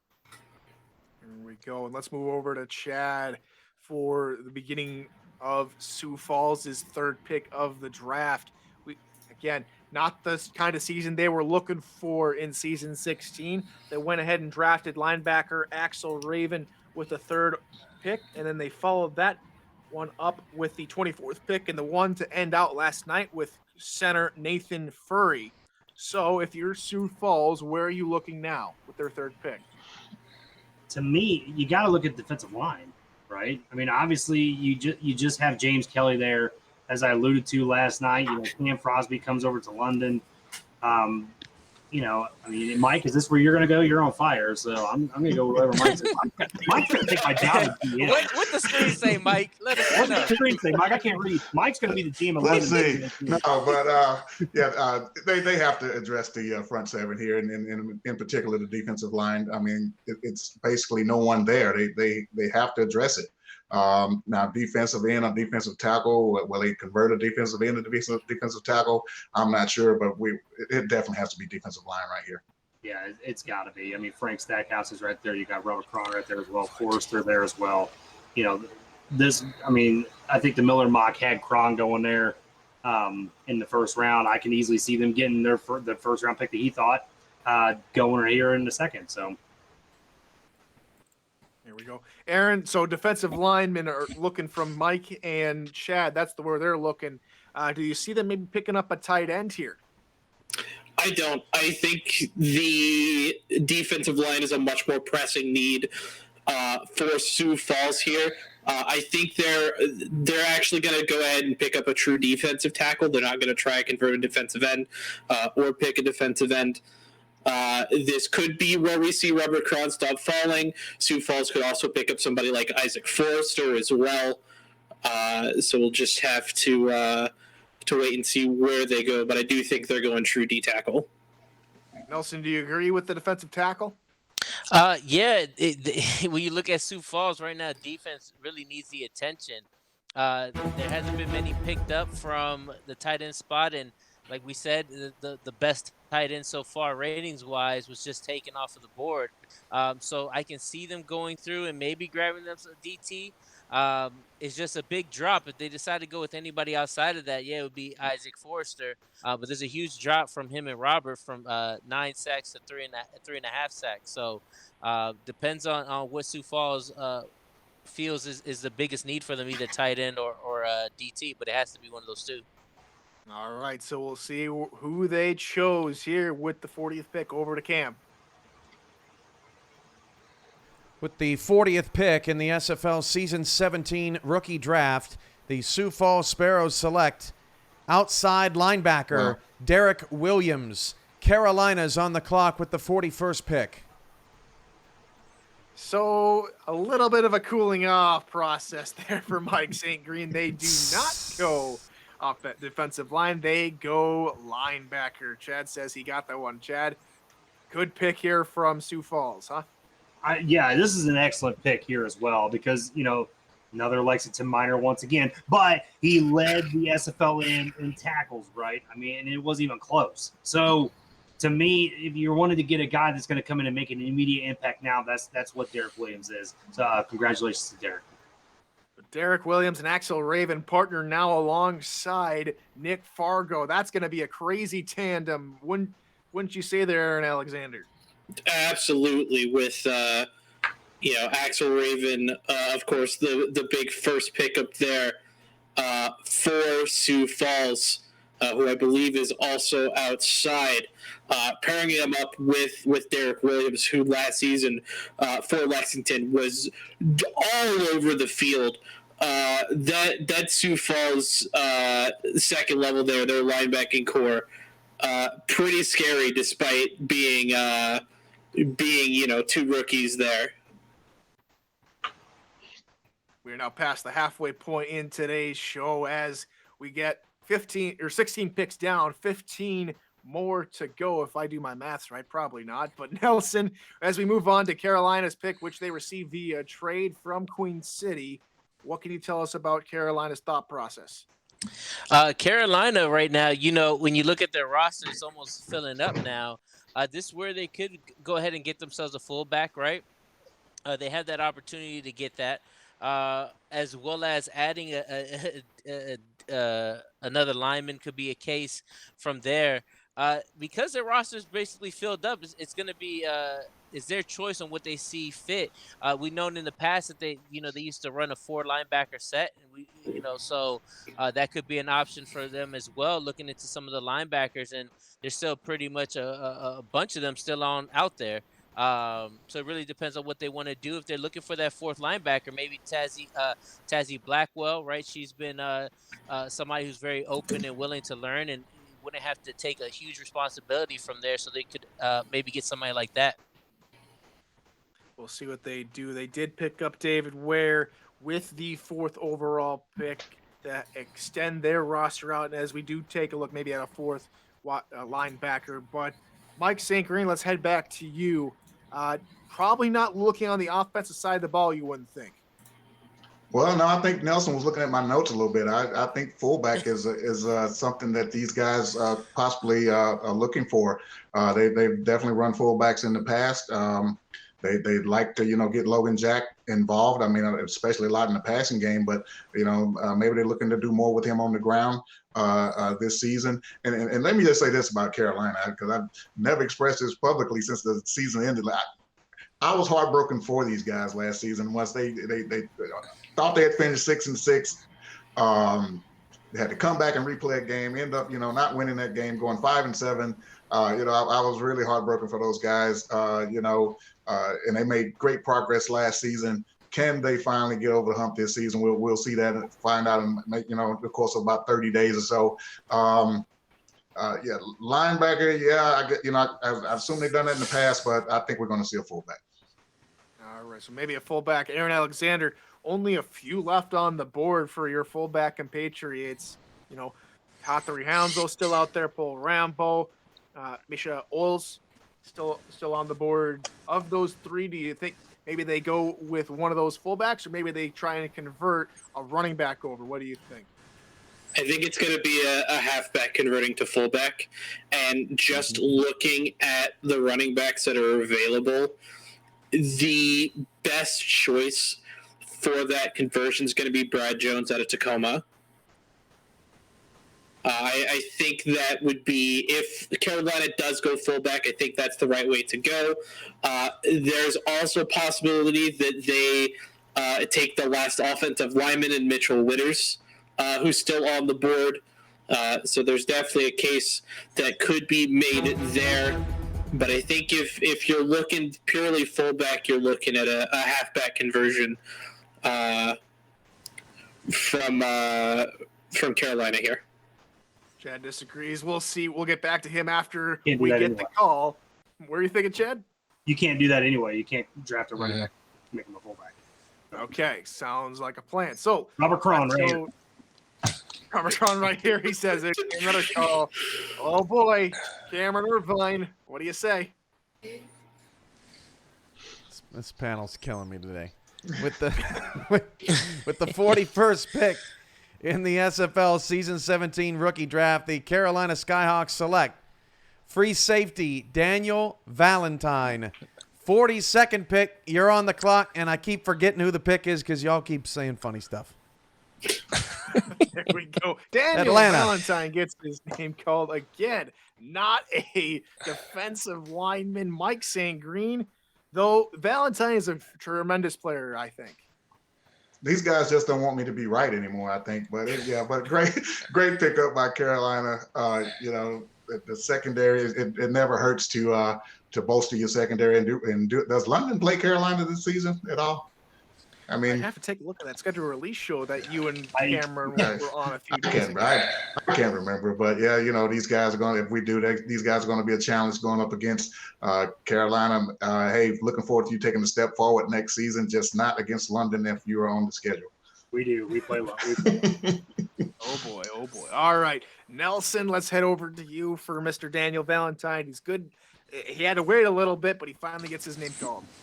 Yeah, coming from a strong organization, he was with Albuquerque. So, you got a player that's coming into Carolina with a very strong mentality. You saw that they were really rolling in the minors right until they were defeated in the playoffs, and you're gonna have somebody coming in and be able to contribute with the rest of the secondary that they got. All right, let's move back over to Atlanta, who picked earlier today and got Jay Rock, the cornerback, to add to their roster. Now they get to add a second one here in this second round. Let's go to Aaron Alexander for Atlanta. Break down what they still need for us. They do still need some additional help in the secondary. They also could potentially go on the offensive side, pick up a tight end. or they could strengthen their linebacking core as well. Realistically, I think this may be where we see the first true strong safety get drafted. Somebody like Dante Grimm out of Albuquerque or Nadalehi out of Birmingham, the two that stick out the most in my mind. Though, of course, they could surprise us and pick up a receiver, get another weapon for the man with the best hair in the SFL and Bryant Dynasty.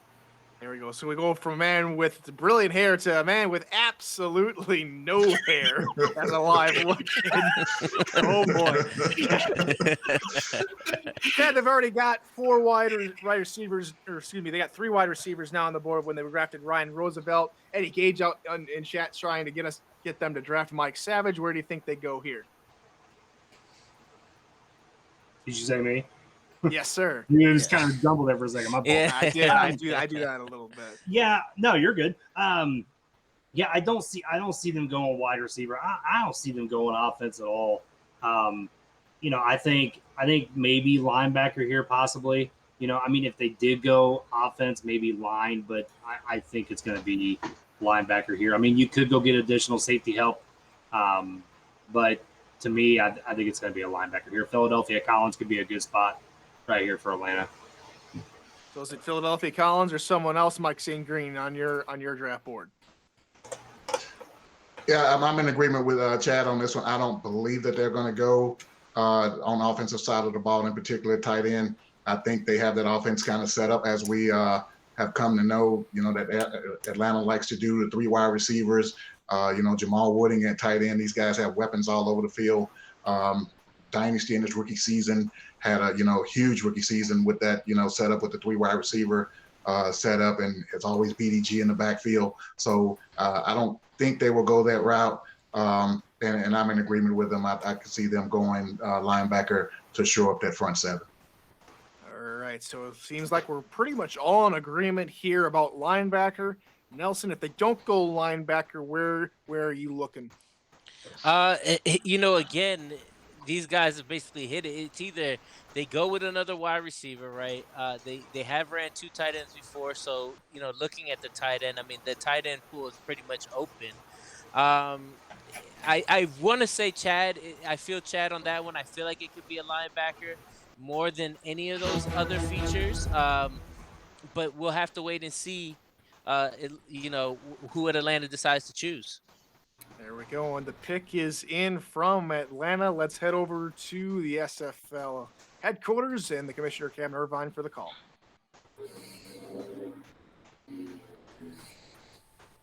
With the 41st pick in the SFL Season 17 rookie draft, the Atlanta Swarm select outside linebacker Garrett Hudson.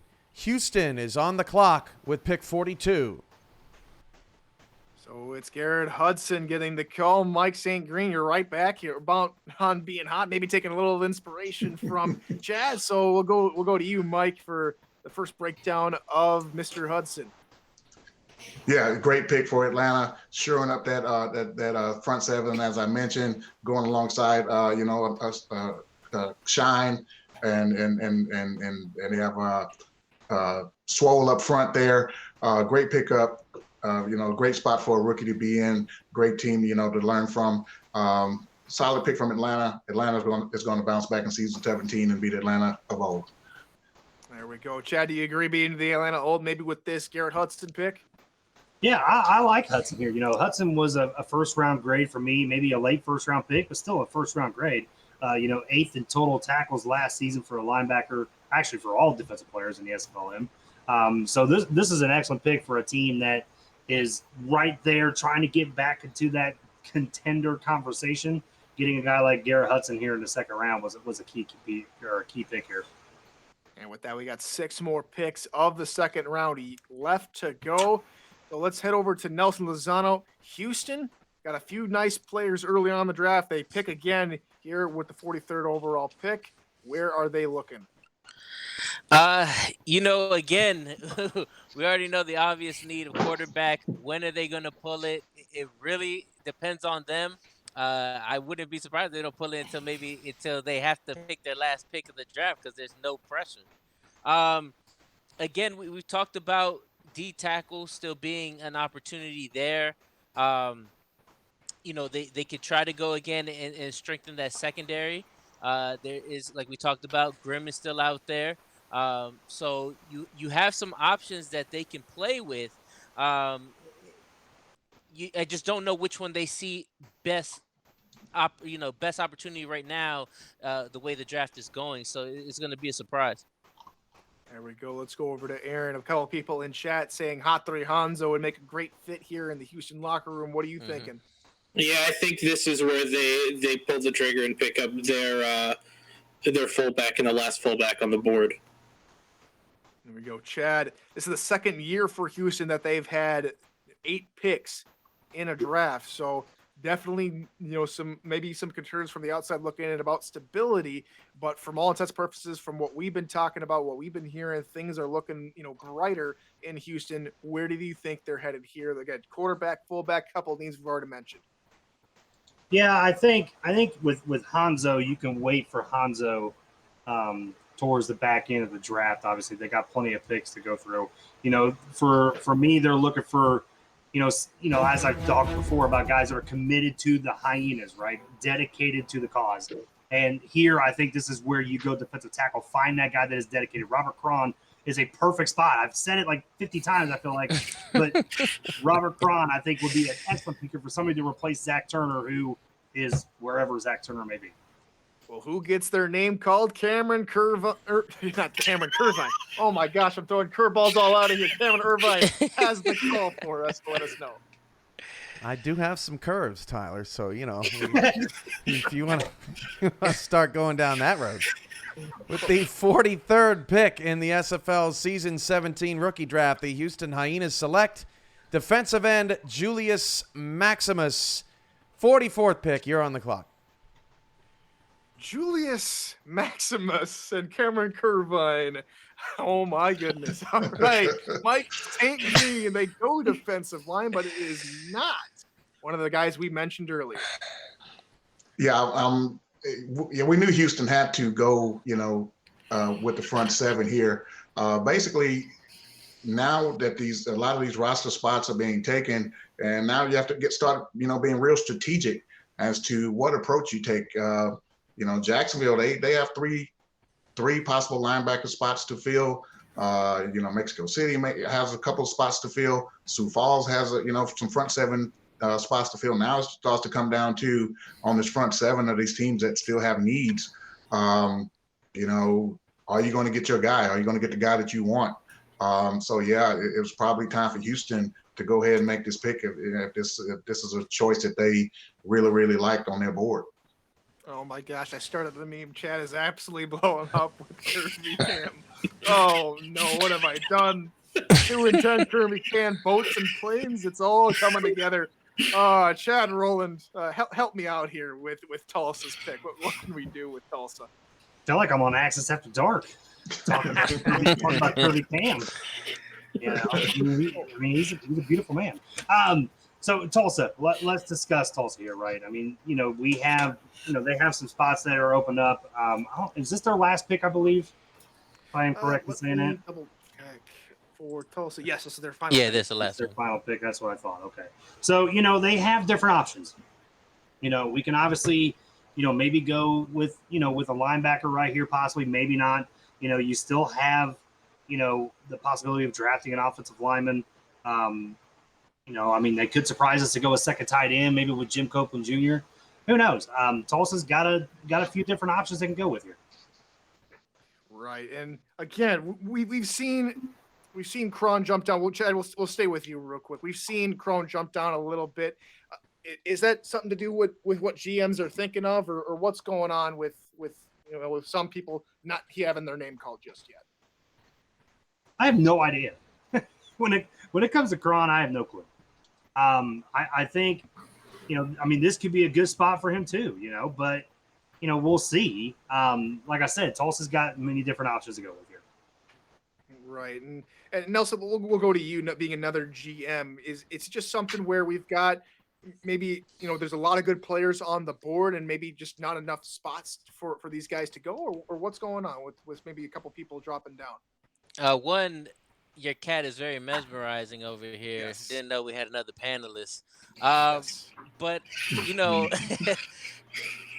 they could go. I think when it comes down to what's going on with the situation, it could be that he's dropping solely because just the reaction. I think of how it went first day. I know there were some things in there that could have affected him from there. It's just going to be very tough to see what they decide to do. Some of the picks that if they do to take somebody, will be a luxury. They already have one DT, so they could decide not to go that way and go with another tight end. And I think you guys are right about the Jim Copeland Jr. Pick. It would be a big target for Q to throw to. And Aaron, again, when you got your name called, definitely a big relief off of your shoulders. I'm definitely looking at everyone who's getting their name called, definitely a big relief off of everybody's shoulders. But what does it really mean to get drafted? Just again, you got drafted yesterday. What does it mean, when you finally get your name called? I mean, it's definitely feels like there's a bit of weight lifted off your shoulders, and admittedly, a lot of it is self-imposed pressure because, like, as a rookie going through this process, especially getting toward the end of it, of course you want to hear your name called, especially if you feel like you're in a position where you could come in and immediately contribute to a team. Having to play a second season in the minors isn't the end of the world, though. Especially with the quality of competition, especially from what we saw last season. Like, yeah, even though Albuquerque went undefeated in the regular season, it didn't feel like there was necessarily any team, save for maybe Birmingham, toward the beginning of the season, that couldn't make playoffs and couldn't, potentially make a championship run. So while it's definitely a weight off of your shoulders, I think that a lot of that pressure is self-imposed, and you can definitely sit back and take a breath and realize that at the end of the day, maybe this just isn't your time, and you have to accept that. Understandable. And as my cat Buck decides to try and attack the microphone, I send our mystery sixth panelist away. Maybe he can join Access After Dark or another show later. But for now, Tulsa's pick is in. Let's head over to Cameron Irvine for Tulsa's pick. You're nicer than I am. I shut the door on those pets. They're not messing with my mic. With the 44th pick in the SFL's Season 17 rookie draft, the Tulsa Desperados select outside linebacker Philadelphia Collins. 45th pick, you're on the clock. And there we go. Philadelphia Collins finally gets his name called, and he's finally on an SFL team, and he goes to Tulsa. How about it, Chad Rowland? Yeah, that's a good pick. I mean, I had him as an early second-round linebacker. Getting him this late, I think, is a pretty good pick for Tulsa. They're slowly having a really good draft as well. So kudos to Dion and the rest of the gang over there for having a good draft so far.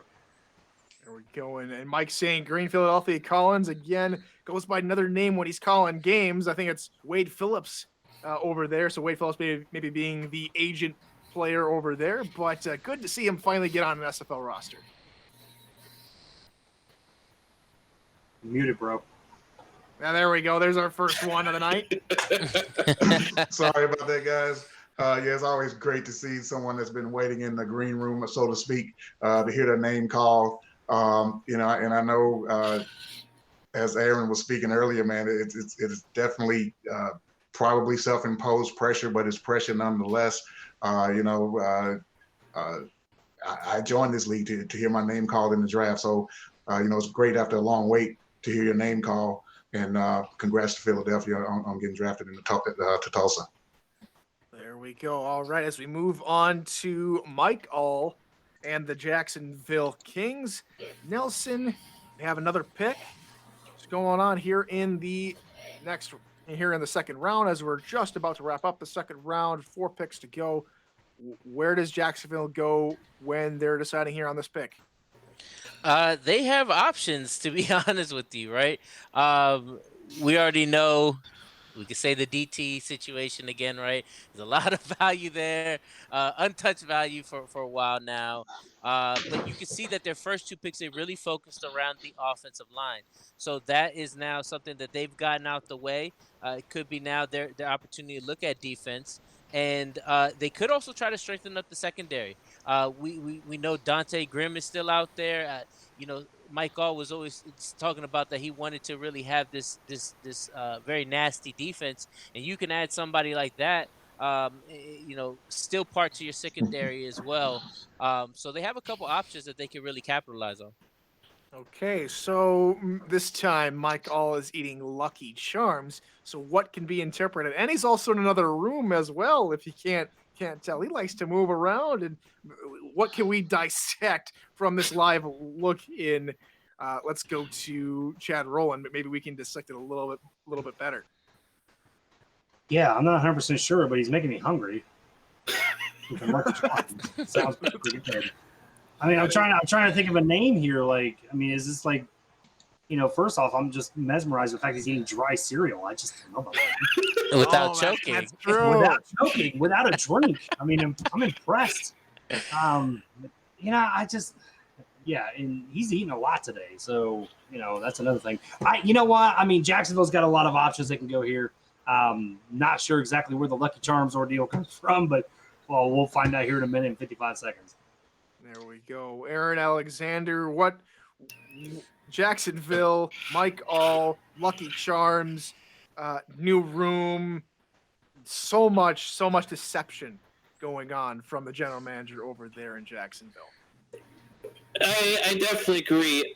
There is a name that comes to mind if the Lucky Charms is a hint to who they're picking, and I think it's going to be Xavier Hawkins, the cornerback out of Birmingham.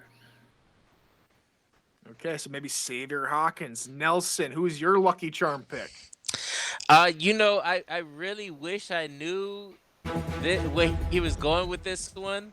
I think I'm more surprised with the action. And he's been eating a lot, man. He's eating good today. So, fries first and then cereal. So let's hope he don't get the bubble guts. But it's again, he can go either way. I mean, we still got Justin Reside out there as well, right? He's in another room. Again. How many rooms you have set up there, Michael? How many rooms are we going to see of your new house today? All of them. Oh, my goodness. Don't end up in the driveway. Yeah, you would think Cameron this is a Irvine, give us Zillow some commercial. insight. No, Give us the actually, I want to see 30 more seconds to see if he goes into another room before I make the pick. Oh, okay, all right. We'll be on standby to see what happens. But Yeah, now he's gone. Now he's going to be in the kitchen. there we go. Oh, my goodness. Well, maybe as he transitions to a different room, we'll get the call from Cameron Irvine because Jacksonville's pick is in.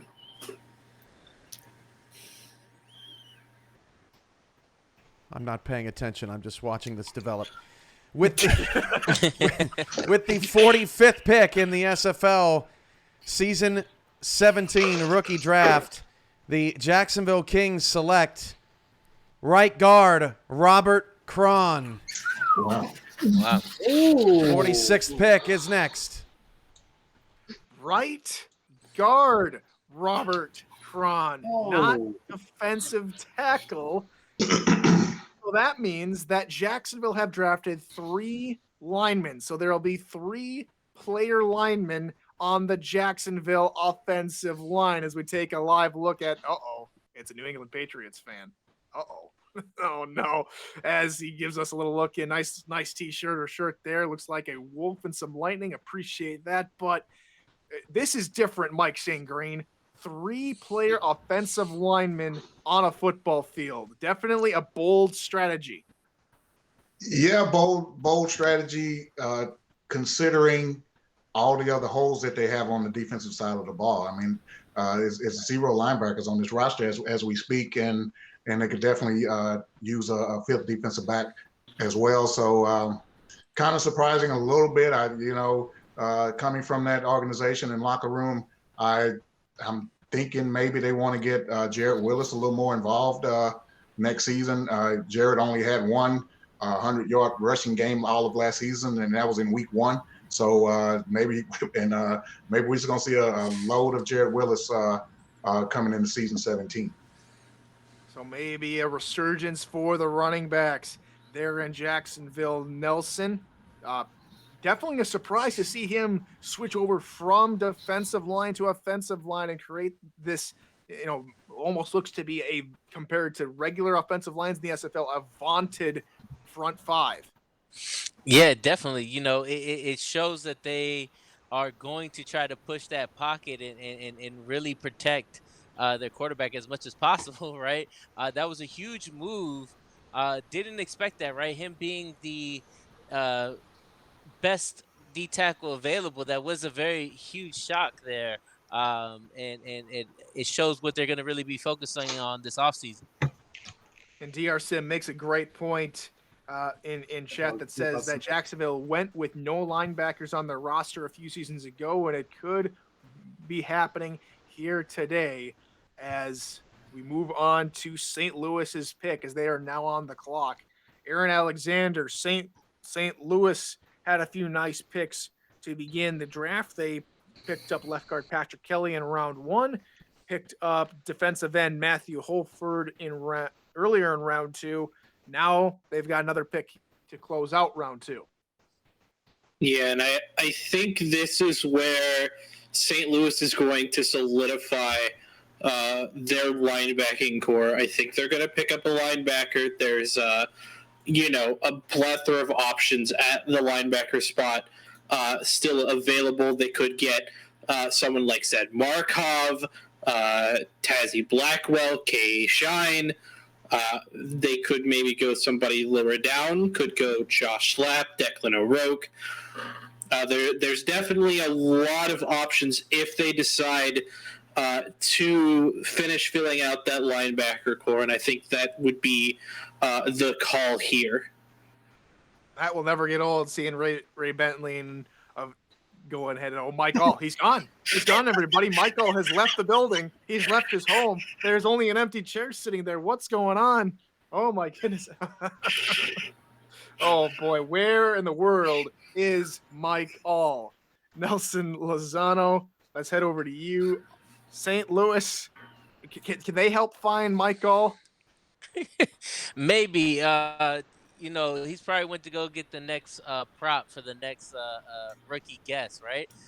But looking at St. Louis, what they could do, right? So we're looking at it. We know they can maybe do another DT. We brought up linebacker. I think the interesting thing is maybe also we're looking at wide receiver. I mean, we haven't seen a wide receiver go in a very, very long time. And we already know the amounts of talent that's already there. I could see them doing that. They already went offense, defense, and now maybe back to offense could be an interesting situation there.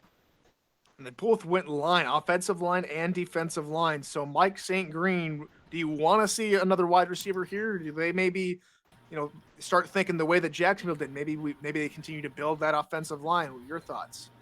Of course, personally, I would like to see all the draft picks be wide receivers, but no, I don't see a wide receiver going right here. I just think that's the philosophy that they're working off of, which was last season, 2 wide receiver, 2 tight end. They get Cairo Martinez involved quite a bit out of the backfield, so I don't think they're going to go offensive right here. But I agree with Aaron. I think we see a linebacker to solidify the linebacking core here in St. Louis. Biff Marcum, you spelled it wrong. It's not Mike Churchill. It's Mike Church All, just in case you were wondering. But Chad, as we go back to St. Louis, again, Nelson made a good point. Mike made a great point. When you haven't seen a lot of wide receivers yet. If you do go wide receiver, where's the sleeper? Where's a sleeper wide receiver in your opinion?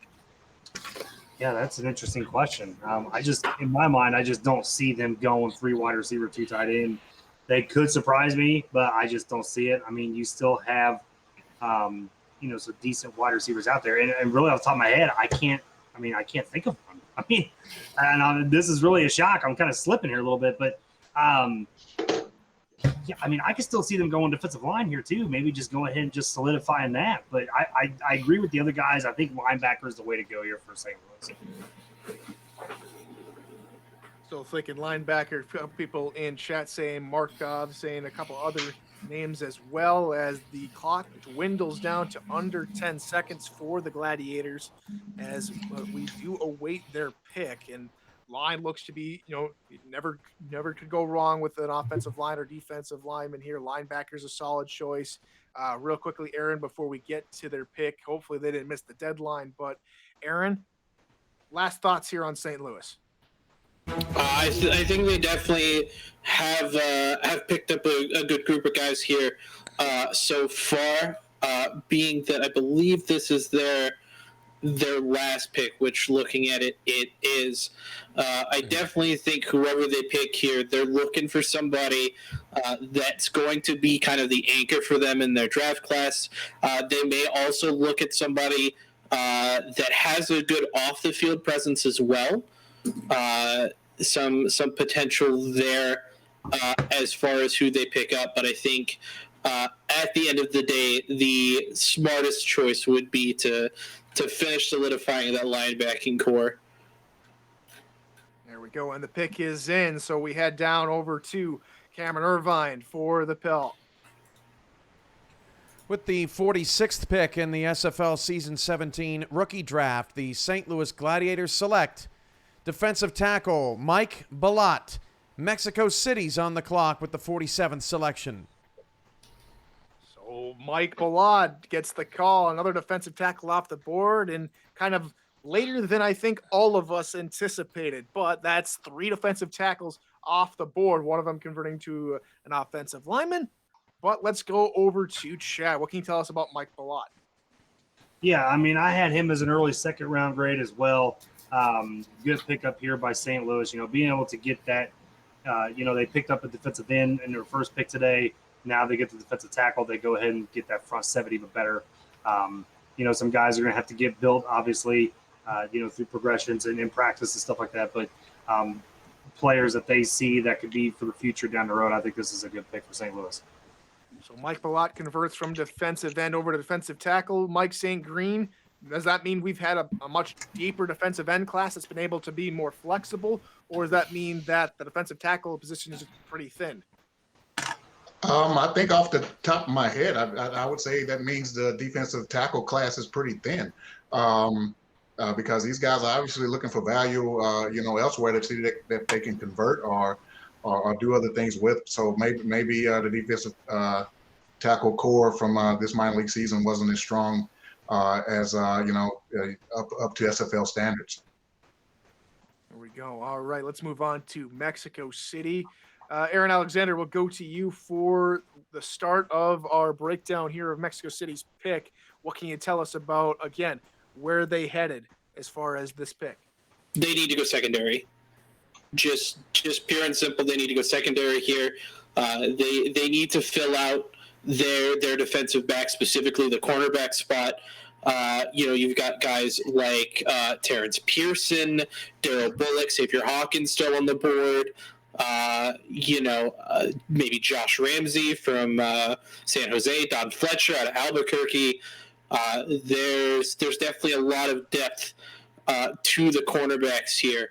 And I think it's the only real decision that Mexico City can go is to solidify that those corners. And with their first 2 picks, they went corner, with that being Gerard Brody, and just early on here today, Jeremiah Menafield. And it looks like Mexico City's pick is already in. Let's go ahead and get the call from Cameron Irvine. With the 47th pick in the SFL Season 17 rookie draft, the Mexico City Aztecs select wide receiver Nate Ritters. The final pick of round 2 is next. You're on the clock. So the Mexico City Aztecs are going 4 wide receivers, and it's Nate Ritters, the wide receiver out of Albuquerque. What can you tell us about him, Mike St. Green, you being a former Adam yourself?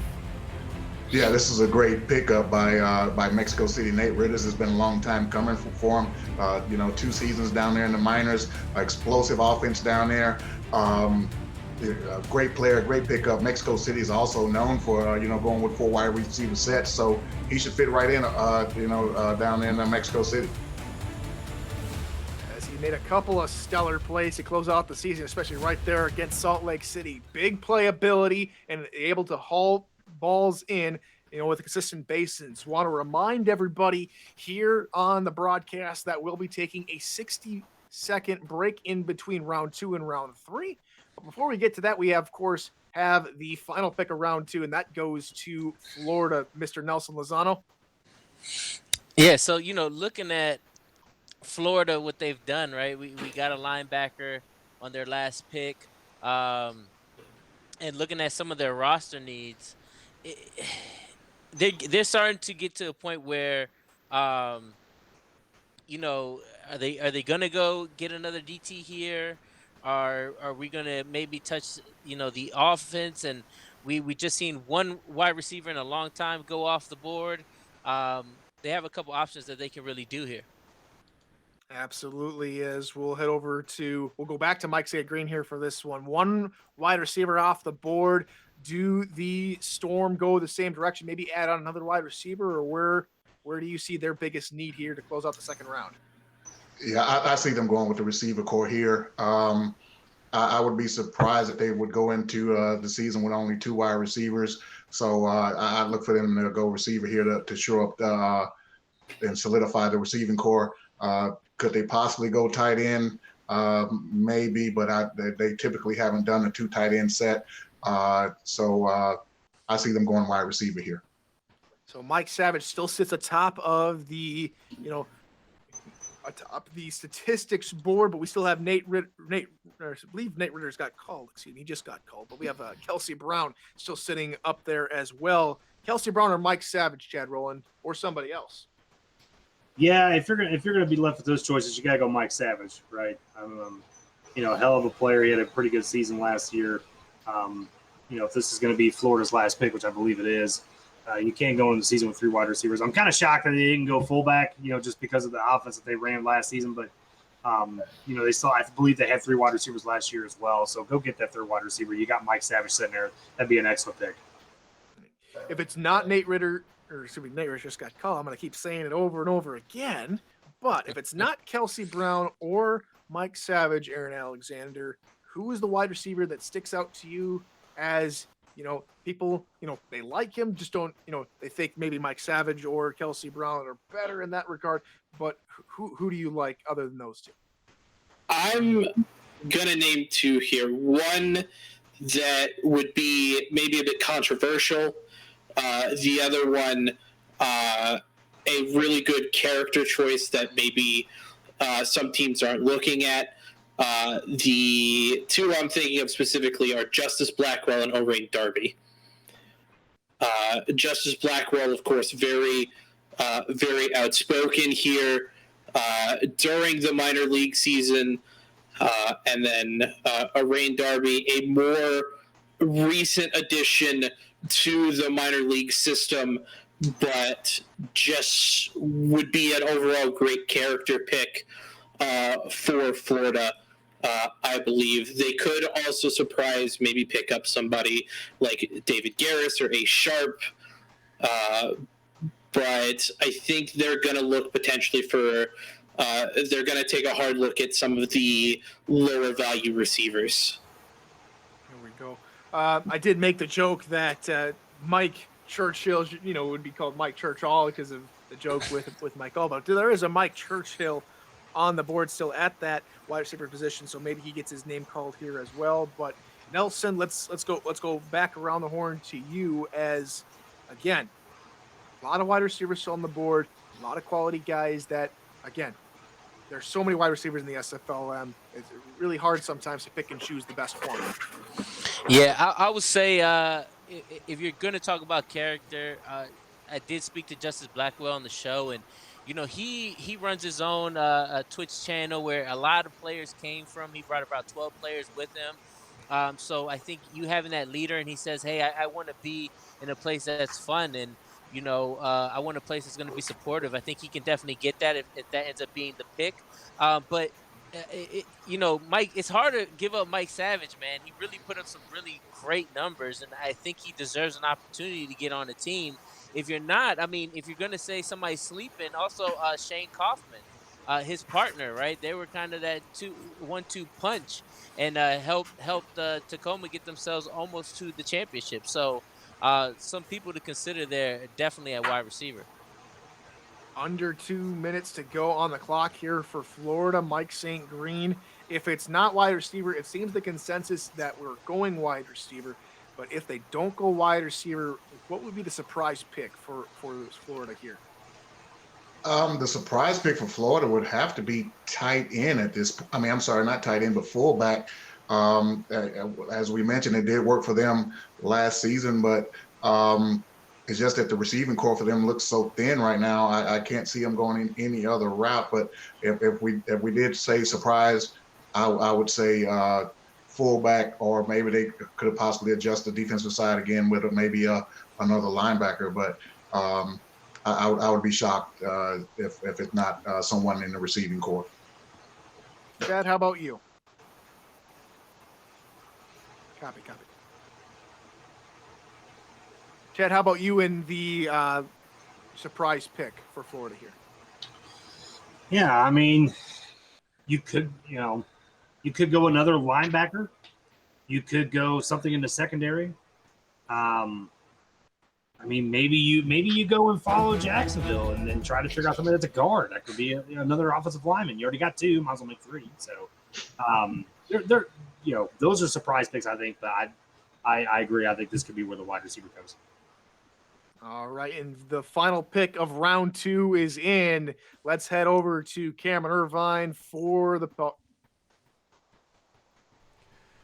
With the 48th pick in the SFL Season 17 rookie draft, the Florida Storm select wide receiver Justice Blackwell.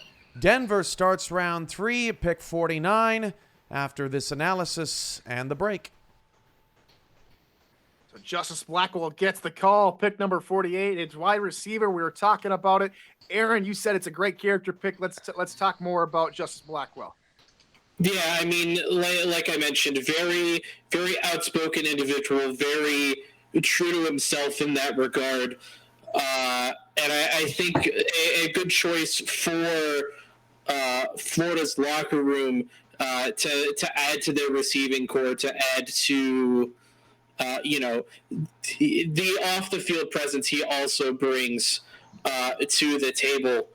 Definitely a good pick for Florida, and I think one that a lot of people probably weren't expecting. And Nelson, back to you over Will. Another understated pick, another good pick, you'd say, for Florida.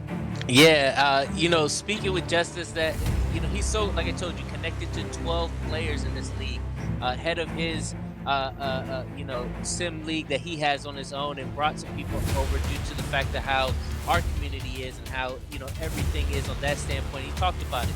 He wants to be a leader. He's a people person. He's coming from the Shy, so he's definitely somebody who I feel deserves an opportunity. And it's just like he says, he is a leader, and will stand for what he believes in as well. So, really great pickup by Florida. 48 picks down, 17 to go here on the Season 17 SFL Rookie Draft. We'll be right back in a few minutes with round 3. Stay tuned.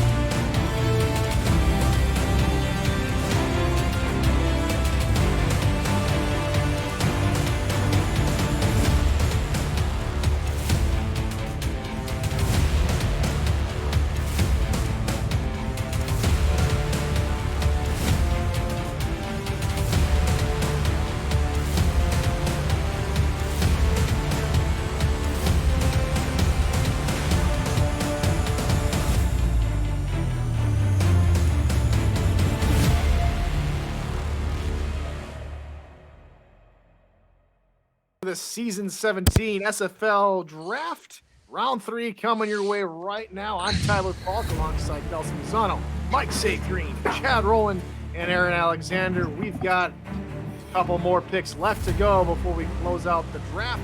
And it all starts with Denver as they're officially on the clock here in round 3. So, a couple of surprises in round 2. We'll see plenty more as we were talking about at the break. Mike St. Green will start to you. Some teams here in round 3 we have never seen, picking teams this late. Yeah, in particular, Denver, their roster's usually filled out by now, and they know who they're going to, to battle with going into the season. But here they are. They have 2 picks in this final round. One was via trade, but here they are. And one thing I was thinking about now that Denver's come back, around the clock is, I guess the glaring need to fill the running back spot, but I was kind of thinking outside of the box a little bit, and maybe it's not so glaring. Maybe they decide to go with R.E. Mills as their sole, guy in the backfield this season. And they lost D'Amico Ryans on the offensive line. Maybe they could go that route. And so we'll see. But maybe they don't decide not to fill those huge shoes with a running back. Maybe they'll just stick with what they have. There we go. And as you mentioned there, Mike, Denver bookends the 3rd round with the first and last pick of the draft, or excuse me, the first and last pick of round 3. Chad, will go to you here on Denver and maybe a couple other teams you see here in the final round that we don't often see. Hey, my fault, guys. Houston is on the clock with the 49th pick. Denver has the 55th pick. My apologies. Copy that. Thank you, Commissioner Cameron Irvine. Instead, it is Houston on the clock. Excuse me. Denver did make that trade. And so Houston, with 3 minutes, 17 seconds left to go. Let's go back to Houston there, Chad. Again, quarterback still in need. A few other positions have a need as well for the Hyenas. Yeah, I mean, like we've talked about, they they do have a few needs. Already in this draft. They've gotten some pretty good selections. Still not a strong safety, if I remember correctly. Or no, I'm sorry, take that back. They picked Josh Rowe. My fault. But they could go ahead and get the quarterback now and just get it done. You already got Julius Maximus on the defensive line. Maybe you try to go back to the defensive line again, since you only had Chris Joseph in before that pick. Maybe you go ahead and get a 3rd linebacker as well. Or a 3rd corner, or even another safety. Dante Grimm's still sitting there, right? So we have different options here that Houston could go with. I don't think it's going to be a quarterback right now, but they could surprise me. Absolutely, Aaron. Let's go to you here again. Chad says a quarterback would be a little bit surprising, especially since they're the only team that needs one. So let's talk about maybe linebacker, defensive backfield. Where are you looking? I'm thinking that Houston with this pick is going to go ahead and solidify the trenches of their front 7 and pick up a DT, either one of the 3 true DTs that are left on the board, or potentially convert somebody like Frank Stackhouse over from D-end to DT. We saw in the last round that offensive tackle got converted to offensive line. So Nelson, do you think that the Houston Hyenas maybe now have a little bit of inspiration from that pick? It definitely could be, right? With the loss of James Richards this season, him being their line person, could be that they look at it, right? There is only one dedicated lineman at the moment, and they could see somebody of value. There's a lot of DNs out there, and there's still a couple DTs that may feel comfortable with switching over, but that could definitely be a possibility. At this point, right? They need a quarterback, but that's something that they can definitely get later on. Right. We'll recap their picks real quick. Sonny J going off in the 1st round. And then they had to wait all the way to pick 38 to get Josh Rowe, their strong safety. And now here, their 3rd pick is Damon Simeon. Seems pretty happy. Maybe they've got their guy. Mike St. Green, back to you. If they've got their guy, who do they go with? You muted, bro. It's 2. Okay, I'll stop muting myself. But yeah, Houston's definitely in a position to be strategic, and if it's anybody on the defensive side of the ball that they're looking to get ahead of Jacksonville or Sioux Falls, they should go ahead and take him right here and keep waiting on the QB. Okay, so for the first time here in the third round, we shoot it over to SFL HQ and Commissioner Cameron Irvine with the call. I think Mike has never sounded better at the top of that analysis that he just gave there. With the 49th pick in the SFL Season 17 rookie draft, the Houston Hyenas select defensive tackle Frank Stackhouse. You nailed it, Aaron. 50th pick is DC. You're on the clock. Aaron Alexander with the call. My goodness, Frank Stackhouse, walk us through the pick, Aaron. I mean, it honestly makes the most sense just from a value standpoint of the just general defensive lineman. Frank Stackhouse was the highest value left on the board pretty handily, especially over the rest of the true DTs. Plus, just his overall build, like height and weight wise, definitely fits that DT role also at 6'6", 300. There we go. Let's go to Chad with more on Frank Stackhouse, if you can, sir. Again, big, burly defensive tackle switching over from defensive end. Yeah, I think this is an excellent pick. Once again, Devon and them making a good call. They converted Joshua over to strong safety to help that spot out. Now you convert Frank Stackhouse, the top-rated defensive end on the board, over to defensive tackle. So, getting solid value. I mean, the name of the game in the third round is getting that high value, right? Finding those late picks. And here it is again. Houston making another great selection. So it looks like they've got, their defensive line I wouldn't say pretty well solidified, but it's looking really good now. 3 defensive linemen. So that's definitely a plus right there. So Mike St. Green, the DC Dragons are now on the clock. They've got a few holes left to fill. I believe this may be their final pick they got 2 more picks. So this is their second to final pick of the draft. First of all, that criticism coming from a guy that didn't know who was picking the first pick of the second round. I knew that was coming. All right. So, I can only do so much for this guy. But anyway, gave you that one on a silver platter. DC is a team, they love to, throw the ball around. They had multiple wide receivers last season. I believe they had at least 4 on the roster last season. They still haven't addressed the wide receiver spot. I'm looking for DC to pick a receiver here. Could they possibly go with a fullback? And one thing that's looking at their roster, DC had 2 running backs on this roster last season. I don't know if they would go that route this season because the value may be too high and to invest in a second running back, but I do fully expect them to go receiver right here. Okay, so they did go fullback Chris Britton in the first round, pick number 23. They also picked up their kicker with pick number 2. Now let's see here. I believe this is pick number 4 for them. And they've got, if I can just find them. Yeah, those is pick number 3. Excuse me. But now what can they do? What can they build on? How can they build on maybe, again, a strong opening campaign? They were in every game. Nelson, if they go wide receiver, a lot of people on the board. Who are your maybe 2 or 3 guys that are still left on the board? Because I know Jermaine, he has a lot of pride with people who are from the area. It has to be Mike Savage. And we've called his name a couple times and it's missed, but this is kind of the perfect match. A Virginia guy. He has a couple of Virginia guys that are on his team already, and why not go ahead and solidify that with Mike Savage, a person from Newport News, if I remember correctly. So it's a perfect matrimony there if they decide to go wide receiver. Okay, is it a wide receiver? Is it Mike Savage? Cameron Irvine, over to you with the pick.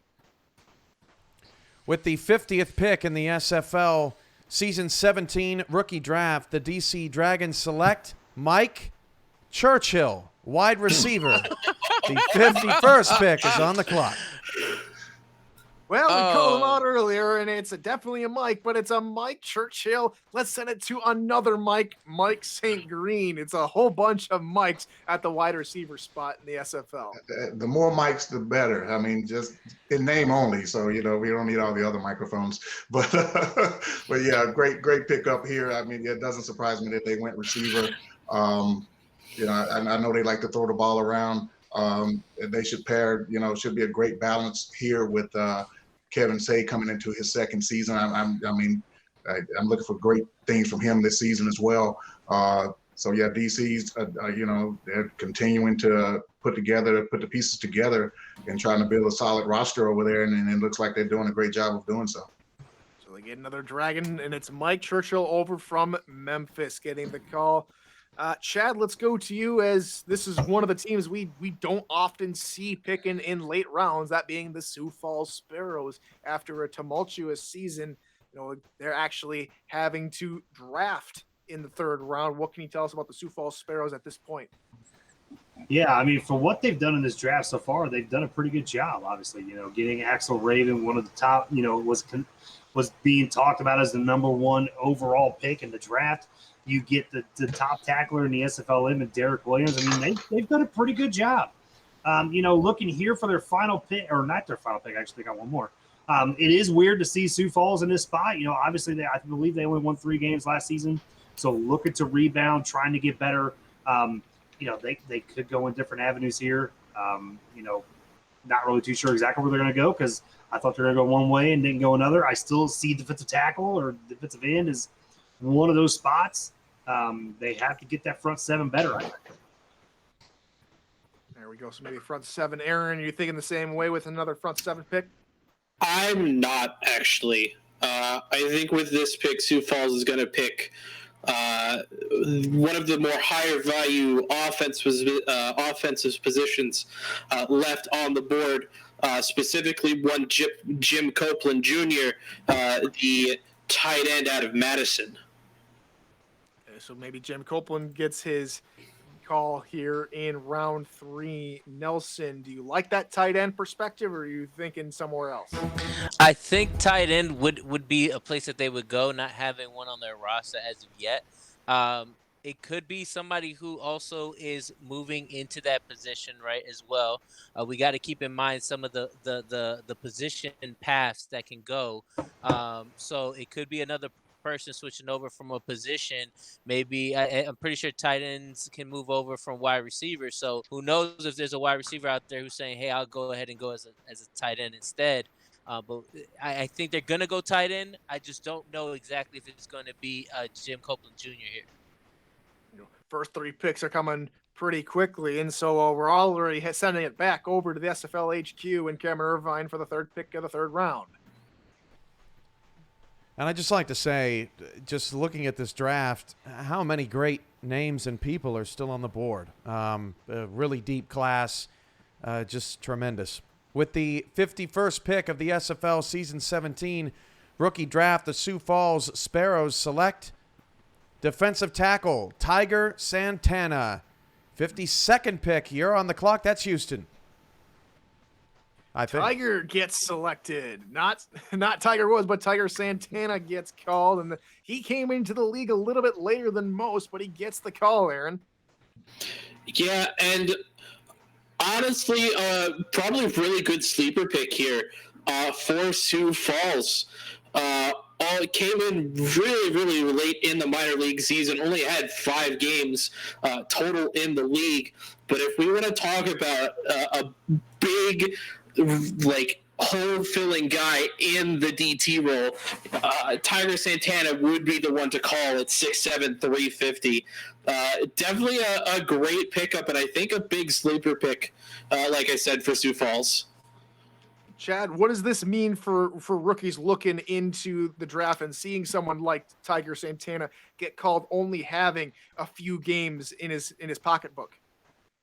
Well, obviously, Tiger must have been reaching out and talking to these GMs and talking to these owners and stuff.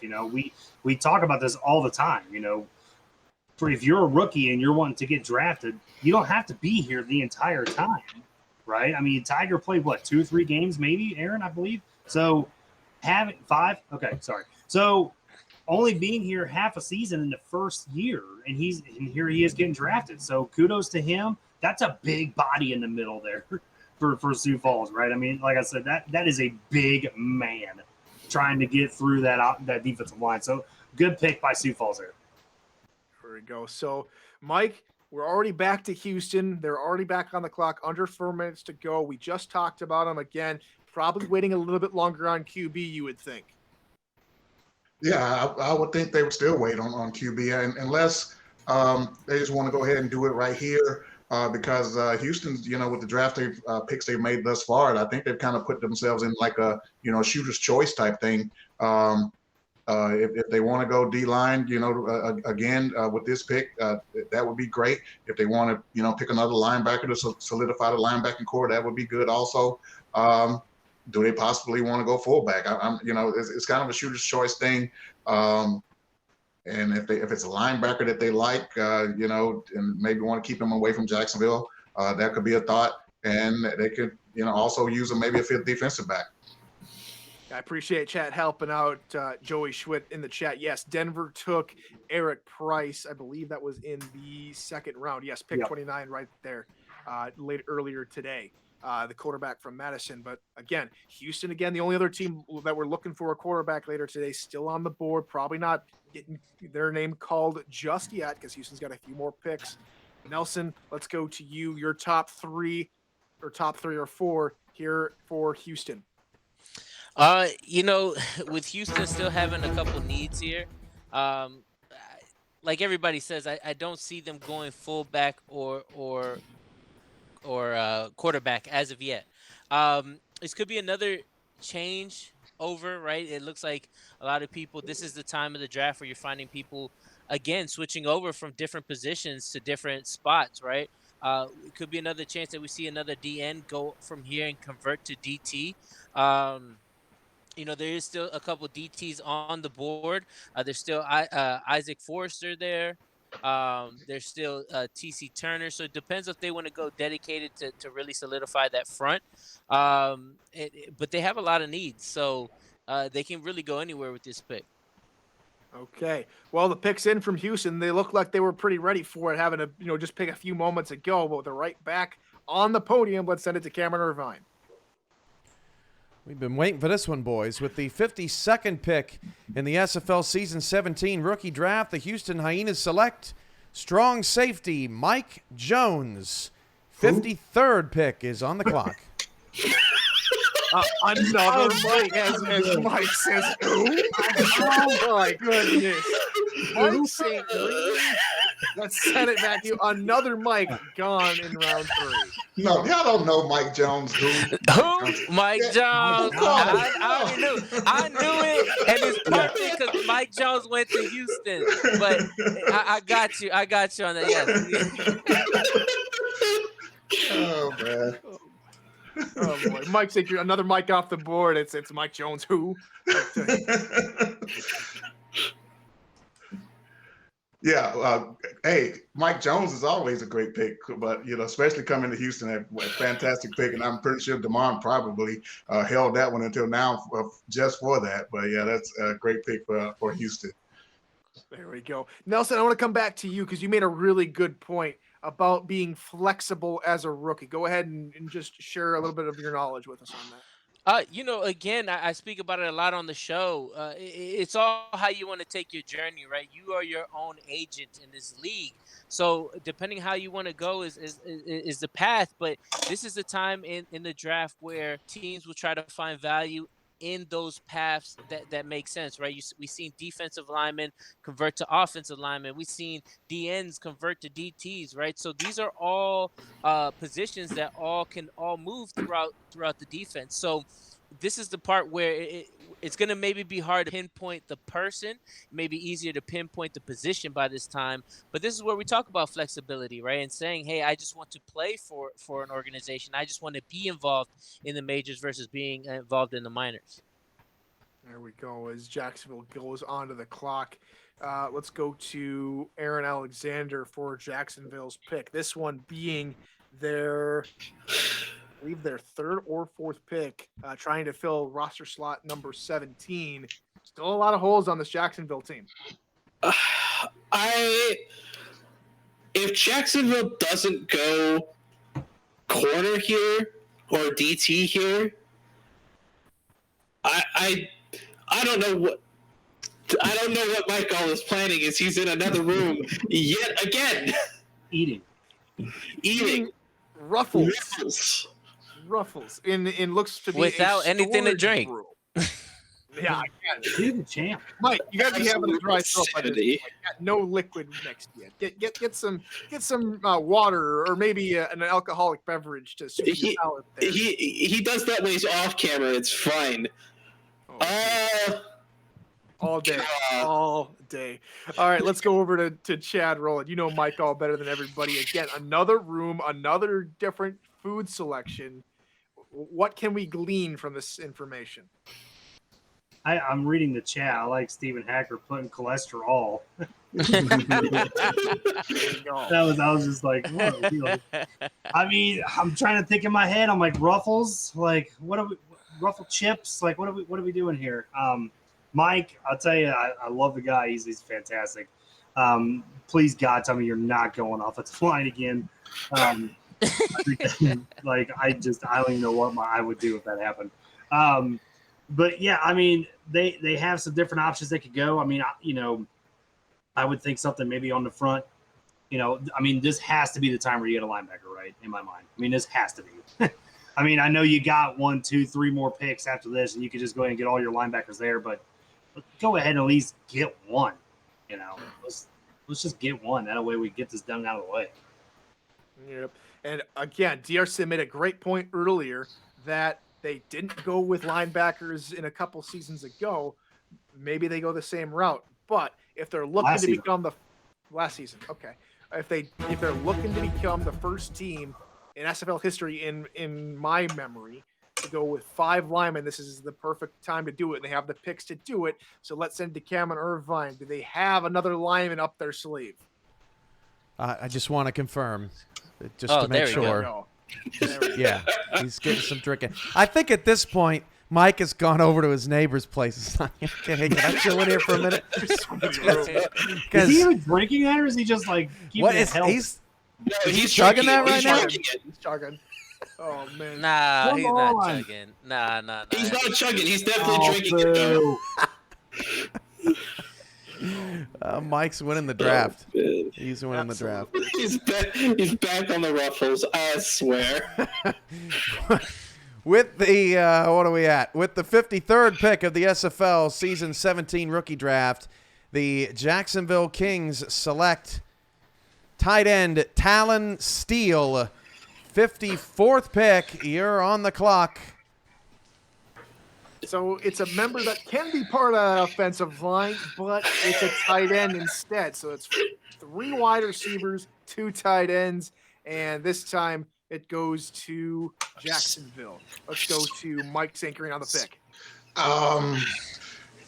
Does junk food affect your clear thinking or what? I mean, who are they going to stop this season? That's what I'm curious about at this point. I'm in all seriousness. I mean, every pick has been an offensive pick, unless I'm missing someone.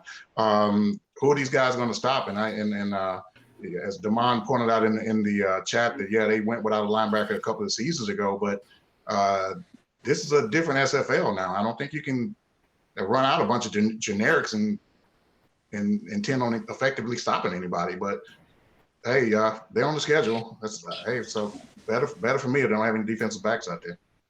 I love Fox Highwind's comment there in chat. So he was stealing from his neighbor's fridge. So that's probably why we saw a room we've never seen before. But kudos there to Fox Highwind calling that out, as we'll head over to Nelson Lozano. Mexico City, they're on the clock now. They picked up Nate Ritters in the second to last pick in round 2. They've got a few more holes to fill, and they've got 2 picks left to do it. Looking at Mexico City, this is kind of where the point where you start trying to see if there's anybody's name on here that really stands out to you that will that make the change, right? We know offensive alignment can still happen if anybody wants to make that change, from the line. They have gone to their secondary a couple times, so we wouldn't be surprised. I don't know. I don't remember the exact number of secondaries that they have had, but they can go either of those ways. I mean, I would be surprised if they go with the lineman, though. Mexico City has never had a lineman before, but yeah, probably either trying to see their secondary once again is probably where they're going to be looking at, or either somebody looking at maybe taking DT or converting from there. Right, just to help out everybody here at home, Mexico City picked up Gerard Brody with the 16th overall pick, and then in pick 35 they picked up Jeremiah Menafield, another corner, so two corners, and then finally a wide receiver, Nate Ritters with the 47th overall pick. As we take a look at Ray Bentley and Ray Bentley Jr., there on the live look in, as we'll send it over to Aaron Alexander. Again, two corners, one wide receiver so far. Where were they headed here? Free safety. I think they're going to pick up a good character pick as well as just an overall good free safety in someone like Justin Reside. I think that's who Mexico City should go with in my mind. Of course, they surprised us with their last pick going with Nate Ritters, but I think the call here is going to be free safety. So with that surprise pick with Nate Ritters, again, it'll be a lot of passing plays, I would imagine, coming from Matt Wilson. Maybe a few ducks here and there to throw it to the tight end, Mike Daggs, and now Nate Ritters. But now Mexico City's pick is in. Let's send it back to Kevin Irvine for the call. With the 54th pick in the SFL Season 17 rookie draft, the Mexico City Aztecs select cornerback Xavier Hawkins. Denver's on the clock with pick 55. So it's a third corner for Mexico City. It's going to be their slot corner, their nickel back. It's going to be Xavier Hawkins coming off the board. Chad Rowland. Xavier Hawkins had a pretty good run to the season, and now he finally gets to find a home. He goes south the border to Mexico. Yeah, I mean, now they got their three corners, right? So, excellent pick for them. I was actually going to say before that I think we need to get somebody to look into an investigation of Ramos and stealing, because this dude has just been on fire in the draft, right? I mean, he's just been stealing everybody left and right. Hell of a pick for here, too. I mean, this is, Mexico City once again does a terrific job. They still got one more pick to go. But going ahead and getting that corner now, I think that was really a great move here by Mexico City. There we go. So Mike St. Green, it looks like they fleshed out their defensive backfield problem with all these rookies. Now, will it go up to the rookies to try and make a play and try and establish the new, form of defensive back there in Mexico City? Yeah, they are definitely going to have a learning curve and a growth curve over there in Mexico City. So let's see how fast they can get these guys, progressed and fit into that system up there. What can Ramos do to maybe cover up the fact that how young this secondary is going into the season? But yeah, they definitely needed that fifth defensive back over there, and they got their pick. There we go. All right, Aaron Alexander, the defending champs, are back on the clock for their second to last pick. Of course, they have the hashtag Mr. Irrelevant with pick number 65, and as we all know here in the SFL, that no pick is irrelevant because everyone can make an impact. But where does Denver go with the 55th pick? And we get another look at another suspicious camera angle from Kramer Jackman himself. I think this is where Denver, if I'm not mistaken, will pick up their running back. I think this is the pick where Denver gets the guy to replace Josh Miller in the backfield behind Ari Mills, and solidifies the direction that Adam Wiseman and Kramer are going to take this team moving forward. I hear some laughter going on. Who was out there laughing about? Sorry, off camera. Just wait. Okay, so it sounds like we have some rumblings from the SFL HQ that's got a few other things going on, but we'll probably hear more of that when the pick comes in. So Nelson, Denver, of the remaining running backs, who do you like best? There's a lot of great people on here right now. I really love Brad Jones. I felt like he was a really nasty runner. But there's Bailey O'Shaughnessy. There's a lot of people that can go here. Douglas Brown. I mean, they have their pick of whoever it is, and to the folks that don't get selected, hey, I mean, you had some pretty steep competition there, but it could be any of those gentlemen there. Of course, we got gentlemen. We got, of course, Bailey O'Shaughnessy in there. Brooke Beisel. She's had up and down games, but she's done pretty well and been pretty positive in chat. I like seeing that. Mike St. Green, over to you. Who are they going to put in the backfield? That's the biggest question for Denver at this point. Well, if they do go with running back, like I said, they could have possibly made the decision to just stick with a fullback. I mean, that's not common, in today's SFL for the most part. But if they do decide to go ahead and go with the halfback spot, I'm going to go with one of my former running backs in Memphis with GP Wells. I mean, GP Wells is explosive back, brings a lot to the table, and could possibly do a great job of filling the shoes of Jared McChesney.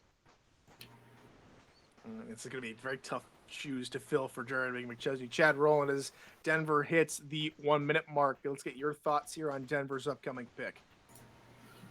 Yeah, I mean, I can see them take a running back. I think, I said it when Baltimore was up at that point. I still think Bailey O'Shaughnessy is the top back in my mind. But, looking at the offensive line, possibly, they could go in that route. Maybe whoever is going to come in as a rookie, getting as much blocking as they can.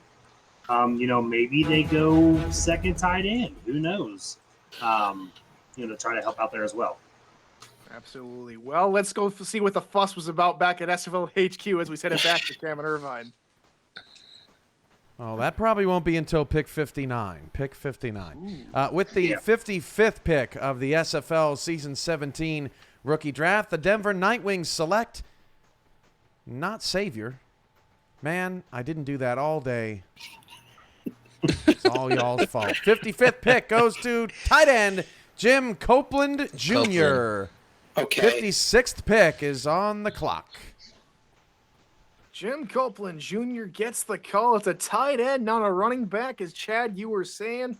Let's go to you for Jim Copeland Jr., one of the top-rated tight ends in class. Yeah, I mean, it makes sense, obviously, because with the running offensive lineman, or not offensive, offensive lineman, everybody, now we have one guy convert from D-line to O-line. Go out and get a guy that, can not only be a help on the blocking part of it for your new running back, but also be a threat out, on a passing route. So, just giving Eric Price some more options. This is a pretty good pick here for Denver. Now, Jim Copeland Jr., I believe, was from Madison, so he already knows Jim Copeland a little bit. So this is a great Eric pick. Price. Yep. Already knows him, so it's a great pick. Mike St. Green, again, keeping the gang together, keeping the relationships together, and already knowing you can throw to the guy in reliable situations must do wonders for a quarterback's confidence. I tell you what, being in a locker room where you're familiar with the players going in, it's definitely a help because you know what you're getting. You're not going to get any surprises. You're not going to hopefully you won't get any locker room problems somewhere along the line. So drafting someone that you're familiar with and definitely has a relationship with your quarterback is definitely a plus for Denver. I'm still wondering which route they're going to go as far as running back goes. Like I said, this could also be signs that they may not address that this season. All right, as we'll move on to Nelson. DC's picked only offensive players here in the Season 17 draft, and it looks like they've got a pretty well-established defensive backfield, all good to go. Do you see them maybe go on defensive or offensive line here, or where else do you think they need help? I see them going defense this time, right? I don't know if I see them doing defensive line as of yet. Could be somebody that they like. Again, we've seen a countless amount of people been switching from different positions, so this could be another situation there. They could try to shore up that secondary as well, right? Add another person there. I mean, who knows? it's again they have a couple options here, and we'll see what they end up deciding from there. Maybe they might even, like they said, add a second tight end. We don't know at this point in time. Absolutely. As the answers being or question was asked, who went number 54? That was for Tulsa. That was cornerback Xavier Hawkins getting the call for the Tulsa Desperados. As we continue to talk about DC, so let's go to back to Mike St. Green here for the DC pick again. Uh, Defensive backfield looks pretty good. They've got only offense, as we just mentioned with Nelson. If they decide to go offensive line, like Nelson was saying, and it's not a true offensive lineman, or if it is, who is the player you're picking? Yeah, DC could go in several different directions right here. They seem pretty solid on the defensive side of the ball right now. And if they do decide to go offense, I mean, it's several, there's several tight ends still on the board if they decide to go that route. And there's a couple of defensive players that they could possibly switch over. Let's say Isaac Forrester possibly could switch over to offensive line. Thank you, guys. Sorry about that. It was Mexico City who drafted Hawkins. I was thinking, Deion Hawkins for Tulsa. That's probably why I got them all mixed up. But let's go over to Lower Destro, as looks like they've got their pick in for the Dragons. Let's head over to Cameron Irvine with the call. With the 56th pick in the Season 17 SFL Rookie Draft, the DC Dragons select defensive tackle Isaac Forrester. Sioux Falls is on the clock with pick 57. So they go with Isaac Forrester at the defensive tackle position. Nelson Lozano, you were thinking they were going on the line. Let's go ahead and talk about that. Yeah, I mean, getting Isaac Forrester, we've been talking about him tonight, about being a potential draftee for other teams. You're getting yourself a real true defensive tackle. We've seen some teams take from the defensive line, or from the DN spot, and it's great to see that he got picked up. He was one of the better defensive tackles. It was surprising he dropped so low this time around, but really good job there picking up their DT. Absolutely. All right. Aaron Alexander, Sioux Falls are back on the clock again with another pick here in the third round. This time it's their final pick. What's the one spot they need to, plug in a hole to go ahead and get their roster finalized? There's two possible ways they can go about it, but I think it's going to be in the offensive side of the ball, picking up either an offensive lineman or a tight end. I'm leaning more toward offensive line because they do have 4 receivers on the roster. They do already have an offensive lineman, but picking up a second there is not exactly a bad call to make. If they do go tight end instead, I could see probably Caesar Ackerman getting the call here for Sioux Falls as the only other option if they go true offensive lineman would be Mitchell Witters. As Biff Markham also again reiterates that Ackerman had 17.6 yards a catch on average. So that's an incredible stat. Again, stats are great here in the SFL, but Chad, as a general manager, that's not everything that encompasses a player. Yeah, exactly. Obviously with what Sioux Falls is trying to do, trying to get guys that are active like Axel Raven, like Nathan Furry, I could see them kind of doing a little change, where it used to be in the past where you didn't really see much Sioux Falls guys talking, maybe besides like Dusty Wilson or something. But, to me here, I think, with what you got with 4 wide receivers right now, if you are going to truly try to maybe change your game up a little bit where you don't solely focus on Colin Hart, you would go with this tight end here. And a guy that got over 16, 17 yards a catch, as Aaron was alluding to, I think that would be a strong pick right here. Ackerman would be a perfect fit for Sioux Falls in that offense if they decide they want to go with more of a passing attack and having Julian Tyree throw the ball instead of run the ball. All right, so Mike St. Green Do you go with the notion that Aaron thrown out and Chad's kind of elaborated on that we go more to that tight end spot, or is there somewhere else you're looking? Yeah, just looking at their roster here, for me, I don't see a tight end on the roster. They may have to go that route out of necessity. I just can't see them just going full wide all the time. But if they decided to go another route, maybe maybe try to make another pick in the front seven of the defense. But yeah, I'll say tight ends is the way that probably the way that they may be leaning here, because it looks like they're doing a total switch in philosophy as to how they're going to approach things in season 17. All right, and so we head back over to Nelson Lozano as the Sioux Falls clock hits under 2.5 to go. As far as when they need to get their pick in, where do you think they're headed now? They either are going to do tight end, lineman, right, to help out Dusty, or get a lineman, right, like a defensive lineman. They really, this is their last pick, if I'm not mistaken, of the draft, so they can go any of those routes, and they may be doing 4 receivers because they're not going to go with a tight end. And that could have been the case if they said, "Hey, we're just gonna go with the 4 receiver set and forget about the other one." It has to be in those 3 realms.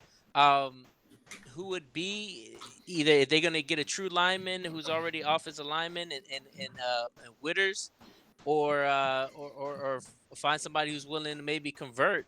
Could be an option as well. So if they go without a tight end, Mr. Mike St. Green, then we'll probably see a very traditional spread look where we see no tight ends in the field ever and try and run the ball up, try and run and shoot the ball down the field. Yeah. I mean, I don't know what other choice that they would have, but it would just be hard for me to picture that coming from Sioux Falls. I mean, with this team is season removed from being back-to-back, runners-up for the SFL championship, and they did not do that by passing the football. They did that by a balanced running attack and pounding the ball with Colin Hart. At the time, they had Jalen Wells. I mean, and Julian Tyree.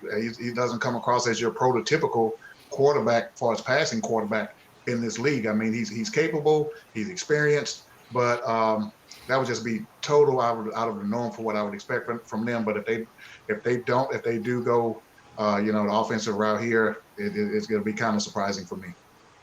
As we're under 20 seconds to go on the clock here for Sioux Falls. Chad, we'll go back to you here real quickly before Sioux Falls makes their pick. Again, tight end looks to be the way that we're all looking, because we don't typically see Sioux Falls run a spread look. Of the tight ends that are on the board, I think there's 4 or 5 left on the board. Who is the sleeper pick for you amongst the tight ends? Oh man, that's a good question. Put me on the spot.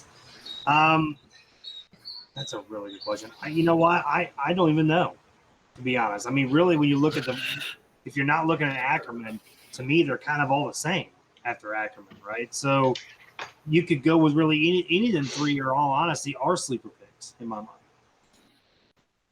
There we go. As clock hits 000, we're waiting for confirmation on the pick. So, Aaron, last thoughts to you. Do we see a traditional tight end, or we see maybe a wide receiver convert to a tight end? I definitely think either of those are possible. Taking another look at the roster and the picks that they've made so far, they also, as I believe Nelson was saying, look to shore up their front 7 and pick up a defensive end potentially. Someone like a Morgan Mills or a John Swift, just to shore up that defense. Okay, still no confirmation on the pick. Probably still a little rumblings, trying to get everything worked out. So let's go ahead and talk about season 17 real quick. That's going to start the end of July. I believe that July 24th is opening day, where we'll see Denver take the field and raise their championship banner. What are you guys most looking forward to in season 17? Nelson, we'll start with you. I'm looking forward to see if Denver's going to repeat, right? Or get themselves far in the playoffs. I think everybody's waiting to see that because of the amounts of retirements they had and who they were replacing them with today.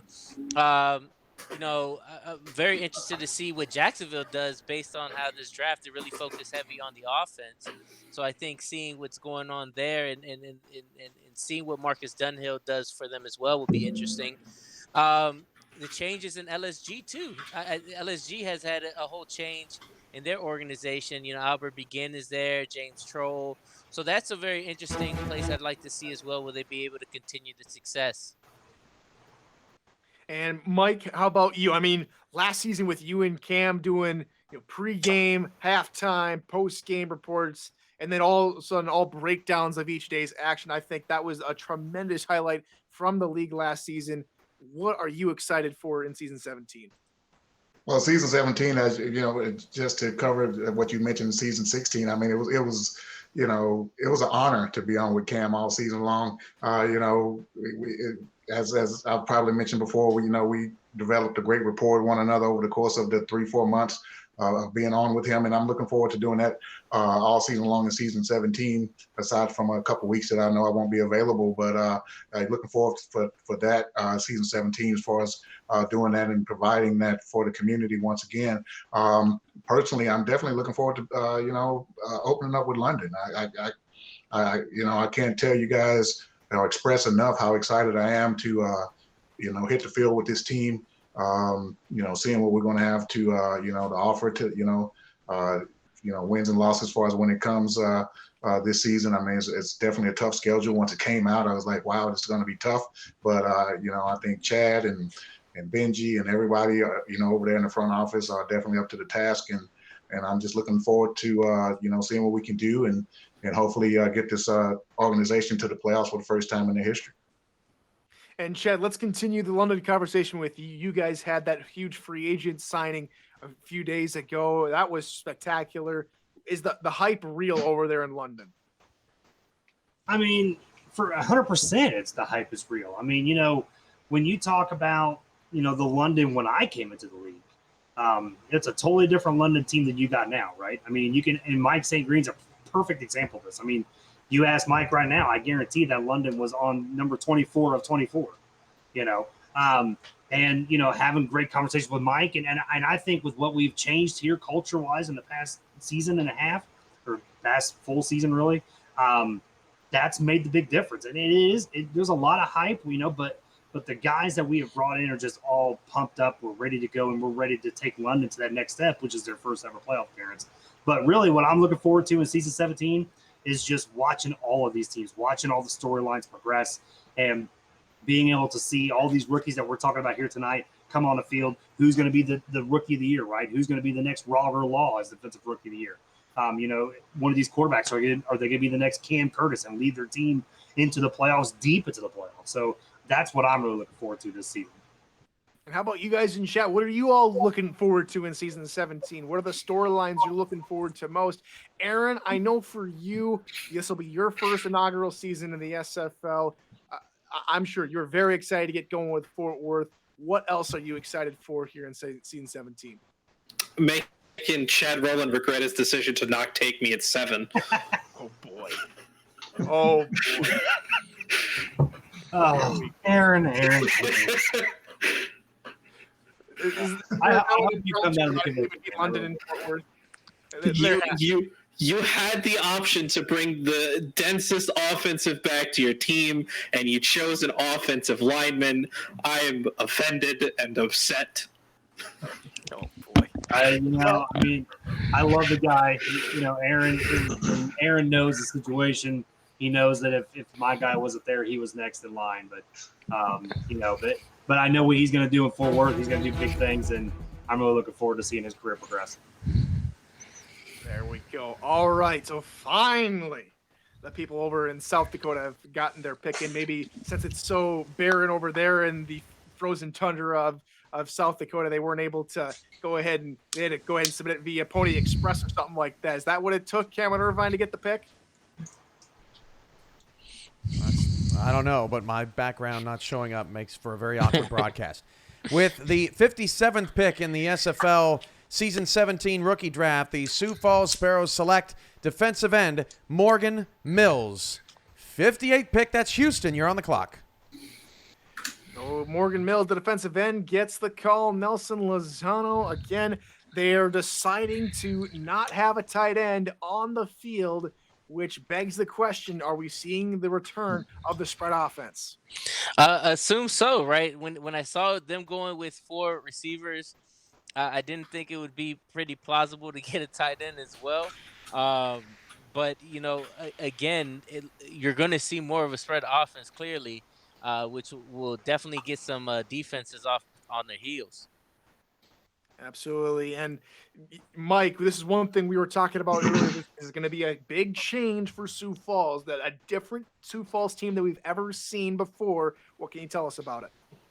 Yeah, it's definitely going to be a different approach. Like I said earlier when I was commenting on them, I felt like they were more effective when they were balanced. I felt like Julian Tyree was more effective when he was balanced, but they do have a fullback on the roster, so maybe they're going to intend on running it a little bit. I don't know how effective they're going to be, but Aaron and Alpha Sioux Falls is just hard for me to see. It's just a huge question mark for me going into the next season. I don't know if that, I would do what got me to the championship twice, which was power running game. That's what I would try to figure out and get back there again for the third time in 4 seasons, as opposed to scrapping everything and going a different route. But, Sioux Falls, they have their own front office and doing what they feel is best moving forward for the Sioux Falls Sparrows. The one thing I will say about the Sioux Falls pick is what it looked like to me when they fell behind in games when they were trying to maintain their balanced approach is that when they, had to go to a shotgun look and they were trying to find their 4th or 5th receiver, more often than not, that was going to, a generic was getting tossed the ball, and the generic player would not be able to come up with the reception. So having, 4 wide receivers, a couple of linemen to help block, that should help them in those, clutch situations if they ever come down to it. Chad, let's go back to you in Houston. This is their third to last pick, so still got plenty of time to go ahead and pick their quarterback of the future. So let's talk about where else they could go. Yeah, I mean, they've done a pretty good job so far, getting Josh Rowe, getting Mike Jones, getting Julius Maximus as well on the line. I mean, they can go different options here. You could go get a linebacker. Maybe you go get your fullback now to help with some blocking with Warren Murray. Maybe you go different and go offensive line. Who knows?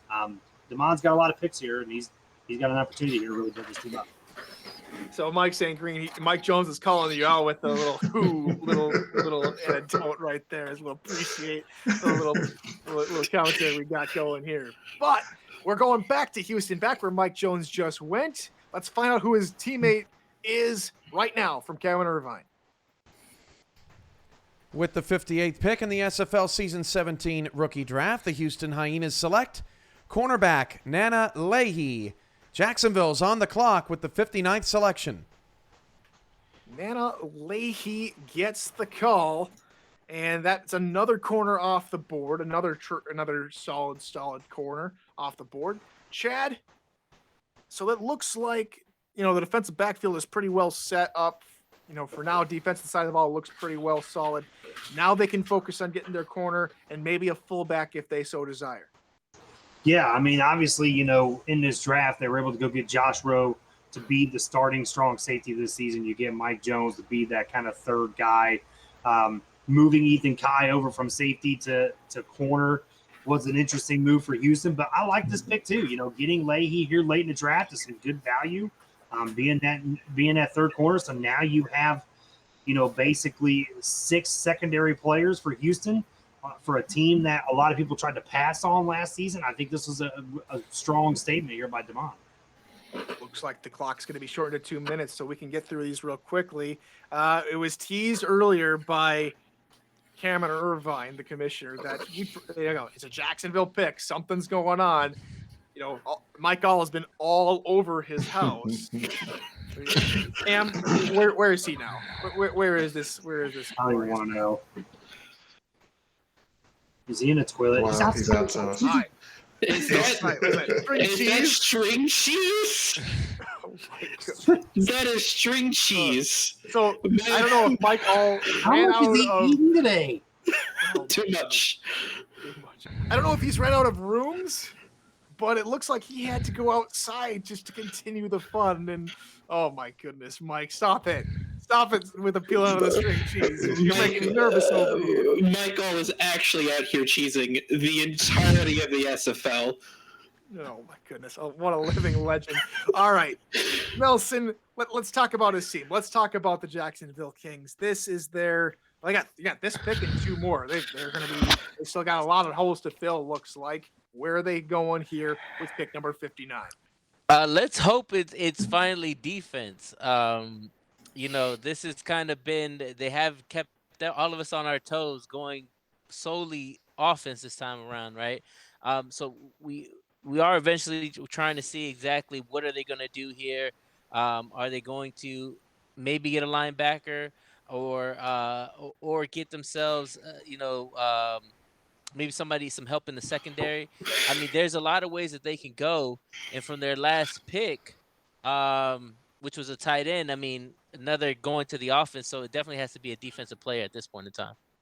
Okay, so definitely looking defenses. They might add maybe another corner or safety to play that nickel back spot, or they could go defensive end. And again, Mike St. Green, no linebackers on the roster just yet, and there's 3 spots, so maybe we see the last 3 picks go to that linebacker spot.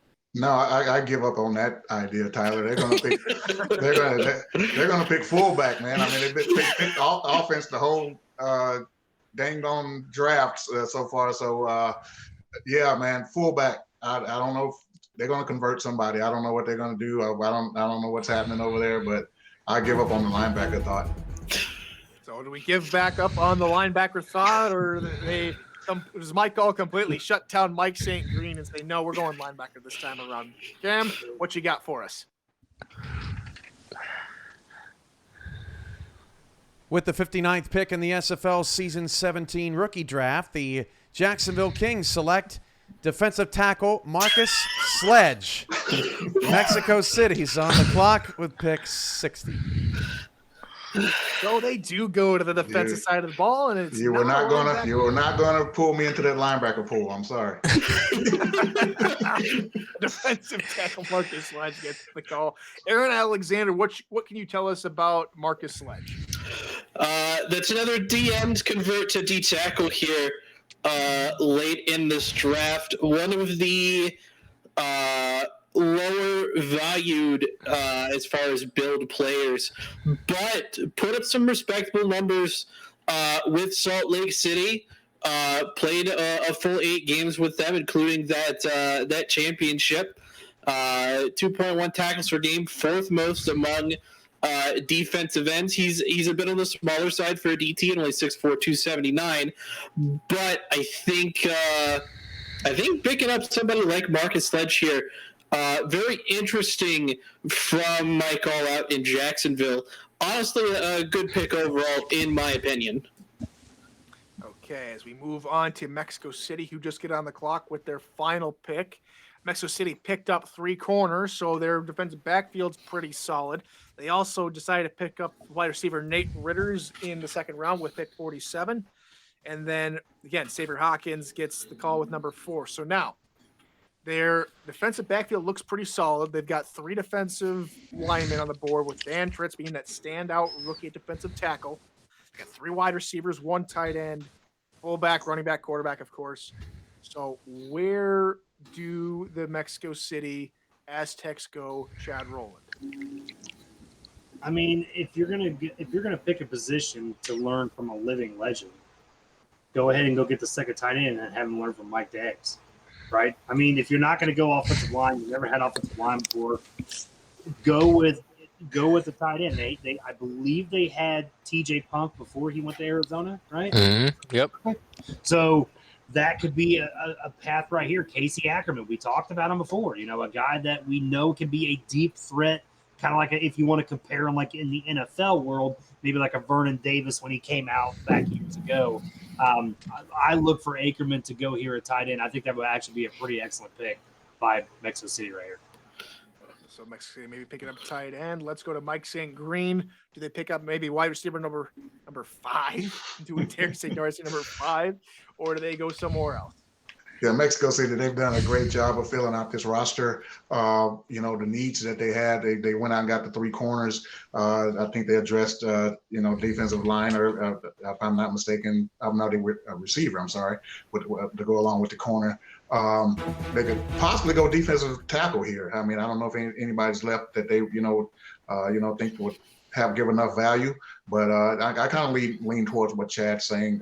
Tight end, they've had 2 tight ends before, and what better way to learn than from the great Mike Daggs. All right, so we'll see what they do with their final pick of the draft. We send it back to SFL HQ, and Kerman Irvine with the 60th pick. With the 60th pick of the SFL Season 17 rookie draft, the Mexico City Aztecs select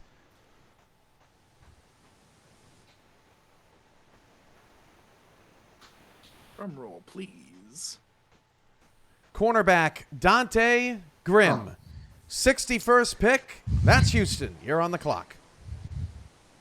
Dante Grimm gets the call, which means there are 6 DBs in that defensive backfield. So it looks pretty well fleshed out. And Dante Grimm adds to the 4th cornerback taken by Mexico City, Nelson Lozano. A very, very young cornerback in core, but definitely a lot they can work with. Yeah, it's again, I wonder if it's in the response of Sioux Falls having 4 wide receivers or people getting 2 tight ends. It's very interesting that pick, and I've seen a couple teams going with having 6 DB. So it could be a lot of reaction to some of these teams having either choosing a second tight end or going with a 4 receiver spread. Here we go, Aaron Alexander. From the offensive side of the football, when you take a look at a team that has 6 DBs, maybe out in the field or at their disposal, what can offenses do to maybe work around that, in your opinion? It's going to depend a lot on how Mexico City, in this instance, using them as an example, decides to run with their 6 DBs here. Are they going to have them all on the field at the same time, especially like against a spread offense playing man? Are they going to have maybe 3 on man, 3 on zone? It's just going to depend on how they decide to run that scheme out there in Mexico City. Couple ways you could look around that. Maybe if they're running maybe more deep zones with their deep secondary, maybe a couple short passes to the tight end, maybe get the fullback and the halfback involved if you have those options, or potentially change focus and instead go run heavy, make the defensive backs try and come into the ball to try and stop the run game, and then when they're focused on the run, hit them with a deep pass. All right, so we're going to see a little bit of ping pong in the picks now, as we'll see Houston pick, Jacksonville, Houston, Jacksonville, and we'll close out today with Denver with pick number 65. So let's go to you, Chad. Houston's got 2 picks. They've got 2, you'd say, glaring needs for quarterback and maybe fullback. Do they pick the quarterback here, or they wait for it and go pick their fullback here? I mean, to me, I think you're going to go fullback. I think that's getting somebody to help for Warren Murray on the blocking side of it. I think that would be a really good pick here for Devon. There we go. All right, Mike St. Green, how about you? Again, let's talk about the quarterbacks. We haven't talked about them a whole lot, and we're going to see Houston pick their quarterback soon, either this pick or their last pick. So let's break down the quarterbacks one last time. Yeah, obviously Houston, quarterback has to be one of the, last 2 picks that they're going to make. I think they're going to save it and give him the honor of being the last pick at this point. I like Dave Burr. I mean, I've seen him in, the chat a lot, and he always shows up for the games.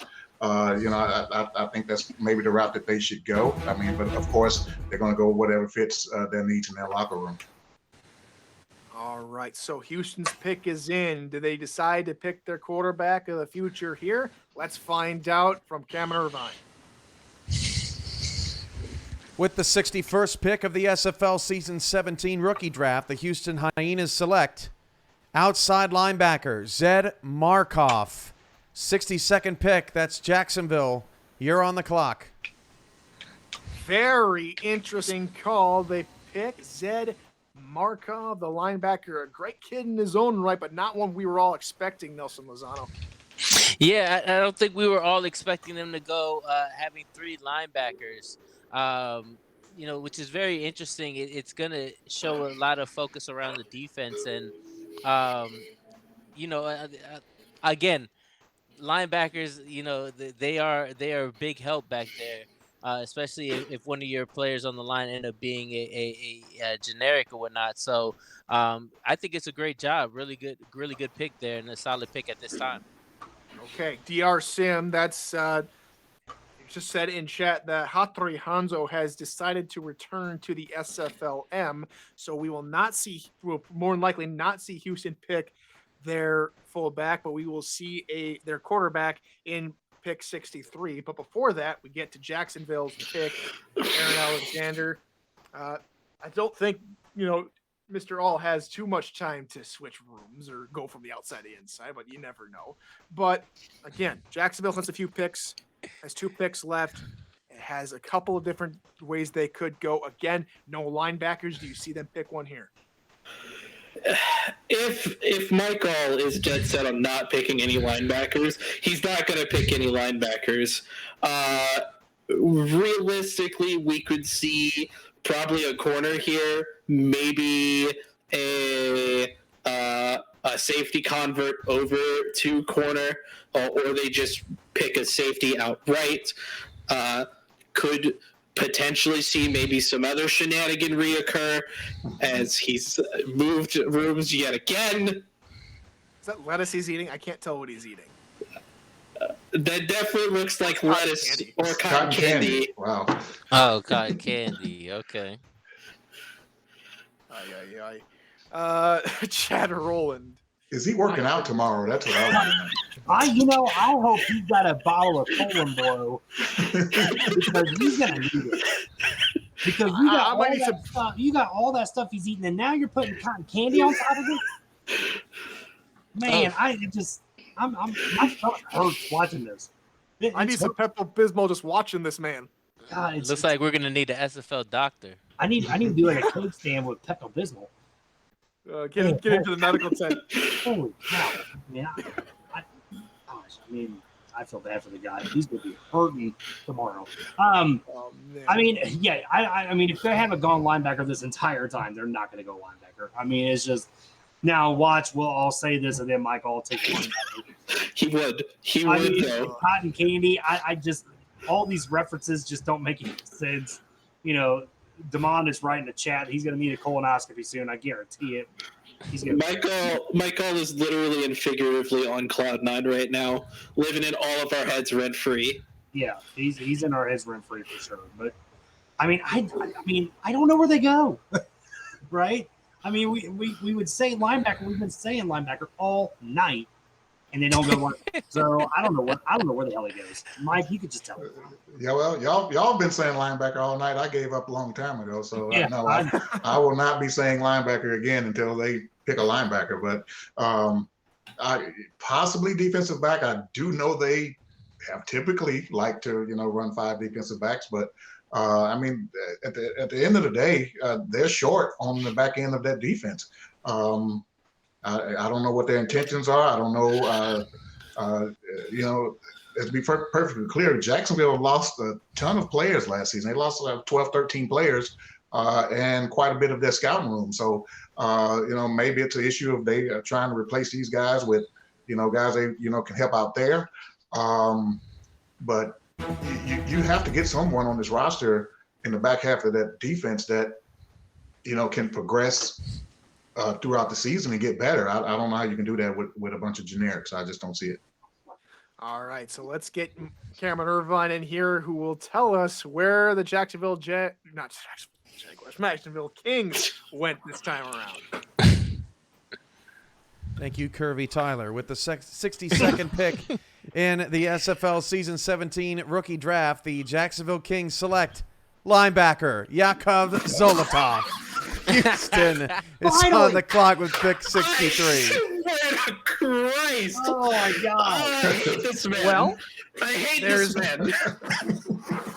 So Mike all decides to throw a curveball and goes linebacker with Yakov Zolotov. My goodness. Nelson Lozano, let's try and piece this together as Jacksonville finally takes a linebacker. We figured as much. I mean, it was going to be the pick that we didn't think was going to be a linebacker. I mean, I think me and Chad as GMs were thinking, man, are we doing this wrong as GMs, man? We, selecting so much of a linebacker, but it is really good to see that they have that now, right? They've already shored up that front four. Adding a linebacker will help out. It's interesting to see if they will continue that trend, right? I still be saying like Tazzy Blackwell, right? Somebody who came with Justice Blackwell. So you have somebody who comes from that strong community and also is willing to learn and be that support for their team. Could be somebody to look at, maybe try to be somebody like an ambassador one day. I think it's going to be interesting to see what they do in the next couple picks, but I do like that they finally got a linebacker.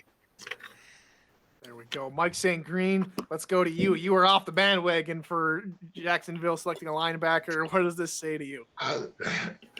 I'm still a little bit scratching my head with it. I mean, yeah, of course they needed a linebacker, but now they're down to their last pick, and that's the only linebacker on the roster, and they only have 4 defensive backs, unless I'm missing somebody that they picked up, yesterday or in free agency. But I think they're still going to be short on the back end. But I would think they would have to go linebacker again with their next pick, but to switch over to Houston right now, I mean, it's the quarterback of choice is here, and man, congratulations to whomever they decide to pick here. I know they've been looking forward to this all day long. All right, so let's get everyone's opinion here right now. You can choose the same player, but officially, let's try and go through Damon Simeon's head right now. Which quarterback is Houston going with? Nelson Lozano, who are you picking? I'm going to pick Johnny Reno. And the reason why I'm going to choose Johnny Reno, he is a Texas native, comes from that area. So, and he played pretty well, right? I mean, he was one of those quarterbacks who was very competitive, right? Helped this team out.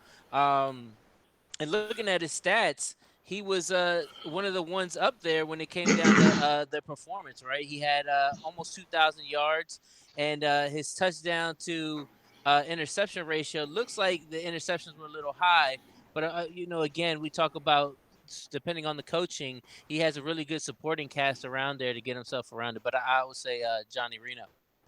All right, Mike St. Green, how about you?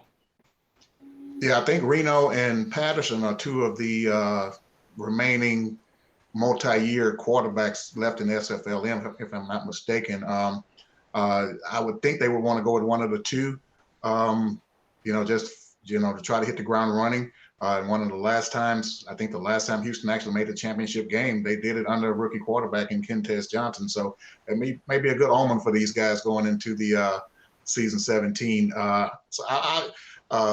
Nelson said Reno. I'll just go the opposite with the other veteran minor league quarterback. I'll go with Patterson. All right, Chad, how about you? Oh man, I'm passionate about this one, right? Because I've been saying this all along. Dave Bird at Houston, to me, that's the guy they have to go with. I think it's kind of like I've said before, if you're a team that is a quarterback away from being a contending team, go ahead and take one of these 2-year builds. But Houston, in my mind, and it's no shade at all thrown to Houston. Yep. They've done a terrific job of this draft.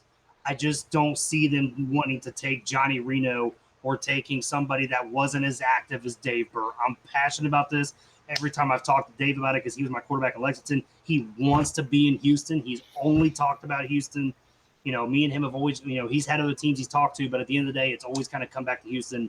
This is the pick. If he does get picked here, I will jump out of this damn chair. I will throw my hat. I'll do it. I will go completely bonkers. There we go. Aaron Alexander, you get the last choice. Last pick. Come on, Aaron. You know you want to. From a lot of standpoints, there's a lot of good arguments that are being made. Of course, if I want to go with my Lexington bias, I'm going to say Dave Burr. Dave Burr would be a great fit out at Houston. But I'm actually going to go with even more of a dark horse. I'm actually going to say that Houston picks up Gene Struthers. Okay, all right. I think Houston's going to pick up the freshest rookie in the draft in Gene Struthers from Birmingham. Okay, going extreme dark horse. Well, we don't have to wait any longer. The new quarterback of the Houston Hyenas is Cameron Irvine. With the 63rd pick in the SFL Season 17 rookie draft, the Houston Hyenas select quarterback Dave Burr. Jacksonville, Respect. 64th pick is on the clock. Respect. Okay, let's go. Yeah, Dave Burr is the new quarterback with his little feathered friend on his shoulder. He beats out the remaining quarterbacks to get the starting job in Houston. Chad, walk us through this kid. He looks hyped. He looks ready. What can you tell us about him? Oh man, I gotta tell you, I'm actually kind of shaking. This one, look, everybody in Lexington, I love them all. We've had so many great conversations. Dave is just a guy that just bled the Hyenas, right? Seriously, every time me and him would talk, it was just all, it was somehow it convert back to, what do you think Houston's gonna do? You think Houston's gonna, maybe look to me? I've been reaching out and having conversations with Damon. I've been having, trying to boost this kid up, make them realize that this is the guy that you need to go with. And Damon and Ethan Kai, you just won the draft. You just won it. I don't give a shit what anybody says. You just won. There we go. Great pick. A very passionate Chad Rowland. All right. Mike St. Green, Jacksonville with their final pick. Again, you've been off the bandwagon for these linebackers. But where do where are they going? Since you're off the linebacker bandwagon, where are they going? Fifth defensive lineman. I don't know,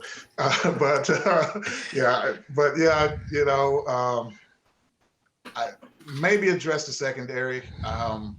I'm not saying I'll never say they're picking linebacker, but yeah, maybe the secondary. But real quick, right back to Dave Burr. I don't know him personally. I have seen him in the chat quite a bit. Coming from a former minor league quarterback, it's an honor to get one of those spots, man. And so to get get the last one remaining this season, kudos to him. The guys that didn't get picked this season, man, go back to the minors to, put the work in, and you're more likely to hear your name called season 18. Okay, so 2 picks left to go. Only 2 names can get called. Nelson Lozano. One of them is going to Jacksonville. Linebacker. If they're going linebacker, where are they headed? I'm gonna keep on saying it. They probably will go somebody here, maybe a Tazzy, right, or maybe somebody of that sort. To kind of mimic, I do, the Dave Burr conversation. Yeah, he's a very passionate dude, man. Like, he's over there, always in chats, always conversating. So, just like Mike St. Green said, it is something that is a coveted role. So you got to stay on top of that. And Mike St. Green having a little cherry on top there with his feline friend on the couch. He's right back in the living room, just enjoying. Looks like they're already done. It looks like the draft is done there in Jacksonville. But Aaron Alexander. Sleeper fullback pick of some kind. All right. So it is a fullback pick. It's a stretch. It's a stretch, I know. But the cherry on top, for some reason, my mind goes to Bill Cherry, the fullback out in St. Louis. So I think they go some kind of fullback here. Okay. That's a possibility. Take. Yeah. Very nice possibility. All right. As we wind down the draft, as Jacksonville's on the clock, let's start talking future. All right. So the SFL calendar has a few dates coming out. Let's go ahead and talk about them real quick. July 10th is the SFL All-Star Game. That'll be, I believe, here on SFL's Twitch channel, if I'm not mistaken. Cam can correct me later if not. July 24th is the start of the season 17. And then a few weeks later, week 3, the 7th and 8th of August, is the SFL convention over in League City, which is the city just south of Houston. So we're all really looking forward to that one as well. As Jacksonville gets their pick in, we'll talk about the convention and the future and who we thought were the steals and good picks of the draft when we come back from Cameron Irvine, who will announce Jacksonville's pick. With the 64th pick of the SFL Season 17 rookie draft, the Jacksonville Kings select inside linebacker John Martin. The last pick of the draft goes to Denver. Nightwings, you're on the clock. I can't. Another linebacker off the board. It's John Martin. So the whole of all of us going off the bandwagon, I think, just played perfectly into Jacksonville's playbook, where I think they kind of knew their Mike St. Green, that they were looking to, let's get everybody else, then our linebackers, and we can work on developing them throughout the season. Yeah, of course, they weren't necessarily competing with anyone, in particular for the linebacker spot. I mean, most of those spots were filled on Houston's roster, on Sioux Falls roster. Mexico City had pretty much all their linebackers filled. I'm missing someone that probably drafted here late that already had their spots filled. But yeah, obviously, I'm not sure if these were the names they had targeted, but definitely they had that position targeted for later in the draft. They wanted to do what they obviously intend on doing offensively. They're looking to, probably become the more explosive Jacksonville that we're accustomed to seeing. They did take a step back on offense last year as far as the explosiveness, I thought. So maybe they're looking to get back to that with the 2 tight ends, the receivers that they brought in.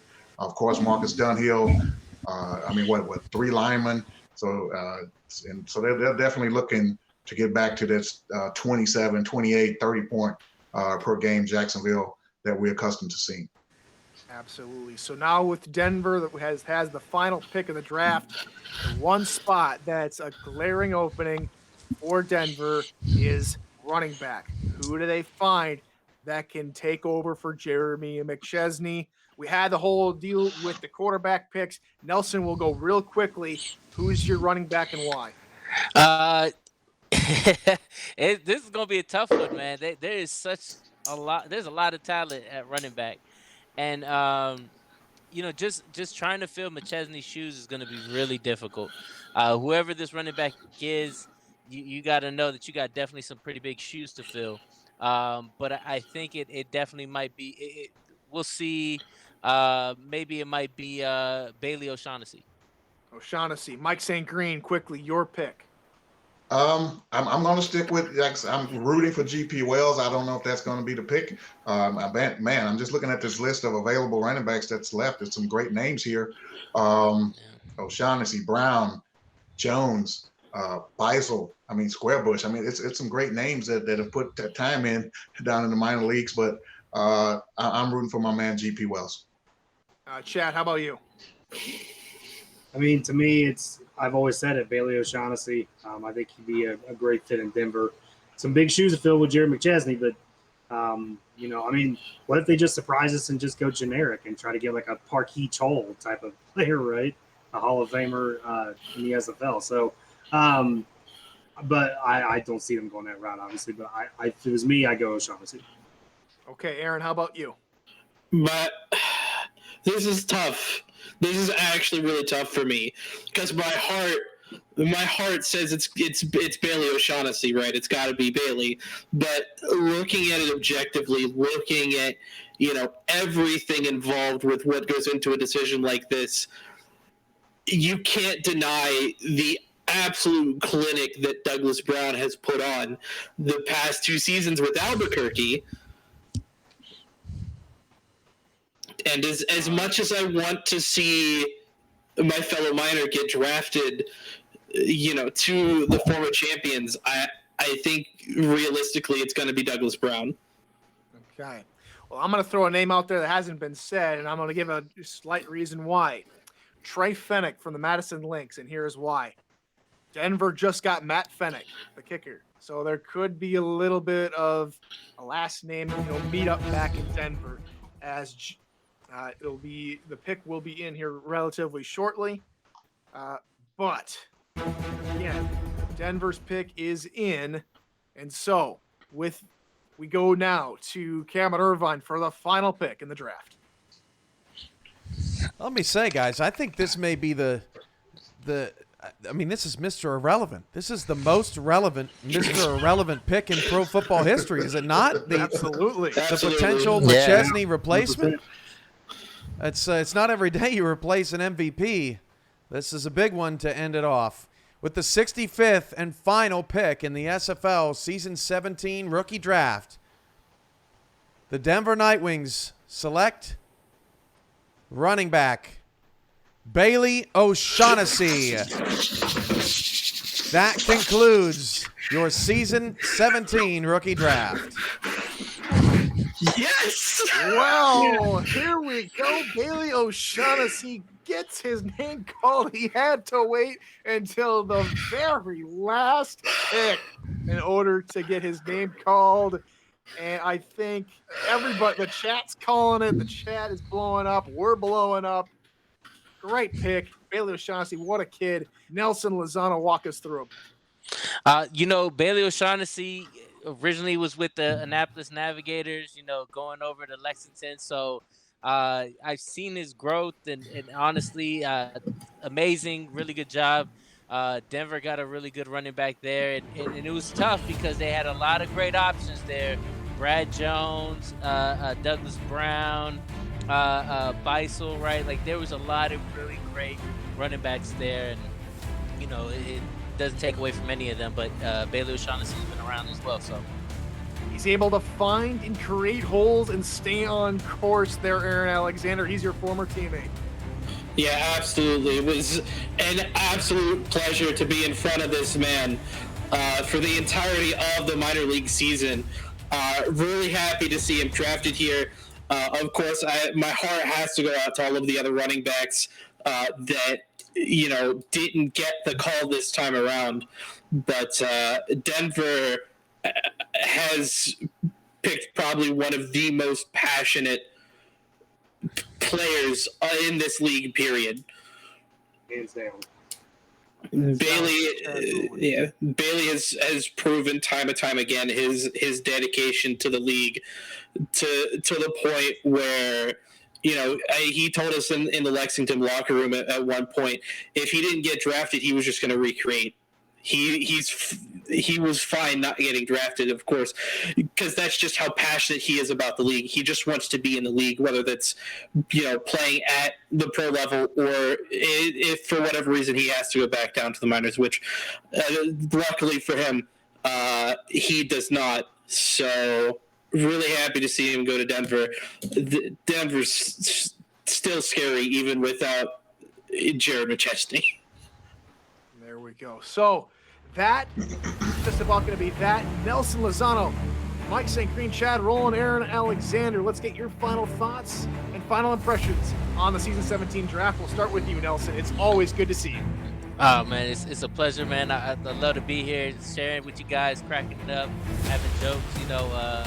Again, I'd be remiss if I didn't shout out my boy, LJ Bruin, our QB. The future that he holds for us is really big. This draft in total, man, it was a lot of loops. I give Jacksonville a lot of credit. They had us on our toes, man. We didn't know when they were going to choose a linebacker. Choose as many offensive linemen as they did. So this draft was fun and very entertaining. There we go. Always good to see you. Mike St. Green, you got to be on the panel with us today and got to be, down here instead of next to Cameron Irvine. Always great to see you. Your thoughts on the Season 17 draft.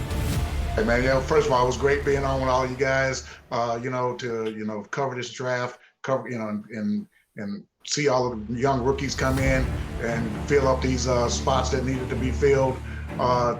Just mainly good luck to all these guys going in next season, man. It's going to be a little different coming in from the minors. You're going to be going into, some established locker rooms and just get in there, get to know those guys, man, and be yourself. And good luck to each and every one of you coming up in season 17. And it was great covering this draft and getting to see all these rookies find a home for next season. Absolutely. Chad Rowland, again on 2 nights in a row. Thanks for joining us. Your thoughts on an incredible draft? Yeah, one of the things I always wanted to do when I got into the SFL was be on the draft panel. So I got to do it for this entire weekend, which has been a freaking blast. I do want to give a special shout out to Bailey O'Shaughnessy. He was my running back at Lexington. I'm going to miss him. He was a hell of a locker room presence. People forget also that he does stuff for the beat team as well. He was a writer at one point in the league too. But anyway, great pick by Denver. But all these rookies, congratulations to each and every one of you. You all deserve to be here. And I can't wait to see how your careers progress, except unless you're drafted or unless you're Perrin Ibarra, unless you're playing London, then I don't wish you any luck whatsoever. Aaron. There we go. Aaron Alexander. I see how it is. Oh, man. Aaron Alexander. Sorry there, Jed. Aaron, congrats on getting picked 18th overall. You joined us today. Had some great stuff for us. Thanks for joining us. What do you got for us here before we close out? This was definitely an incredibly interesting draft. Went, I think, a lot different than probably 95+% of the players in both the majors and the minors were probably expecting. A lot of really big names left on the board that definitely deserve the call up, and I feel for them that they didn't get picked up this time. I do, of course, have to shout out Stephen Hacker and Luis and Robert Garrett Jr. out of Fort Worth for taking a chance on me. Got to thank Mac Chimot, Chad Rowland, Jeff Gagne, my coaches out of Lexington. It's going to pain me having to kick their teeth in proverbially at the convention, but it is what it is. And I'm just looking forward for this first season in the majors to get started for me. Absolutely. And so, ladies and gentlemen, that brings our show to a close here for the Season 17 SFL Draft. I've been Tyler Falk alongside Nelson, Mike, Chad, and Aaron, and of course the SFL Commissioner Cameron Irvine. We'll see you July 10th for the SFL All-Star Game. Can't wait to see you then. And until next time, good morning, good afternoon, and good night, ladies and gentlemen.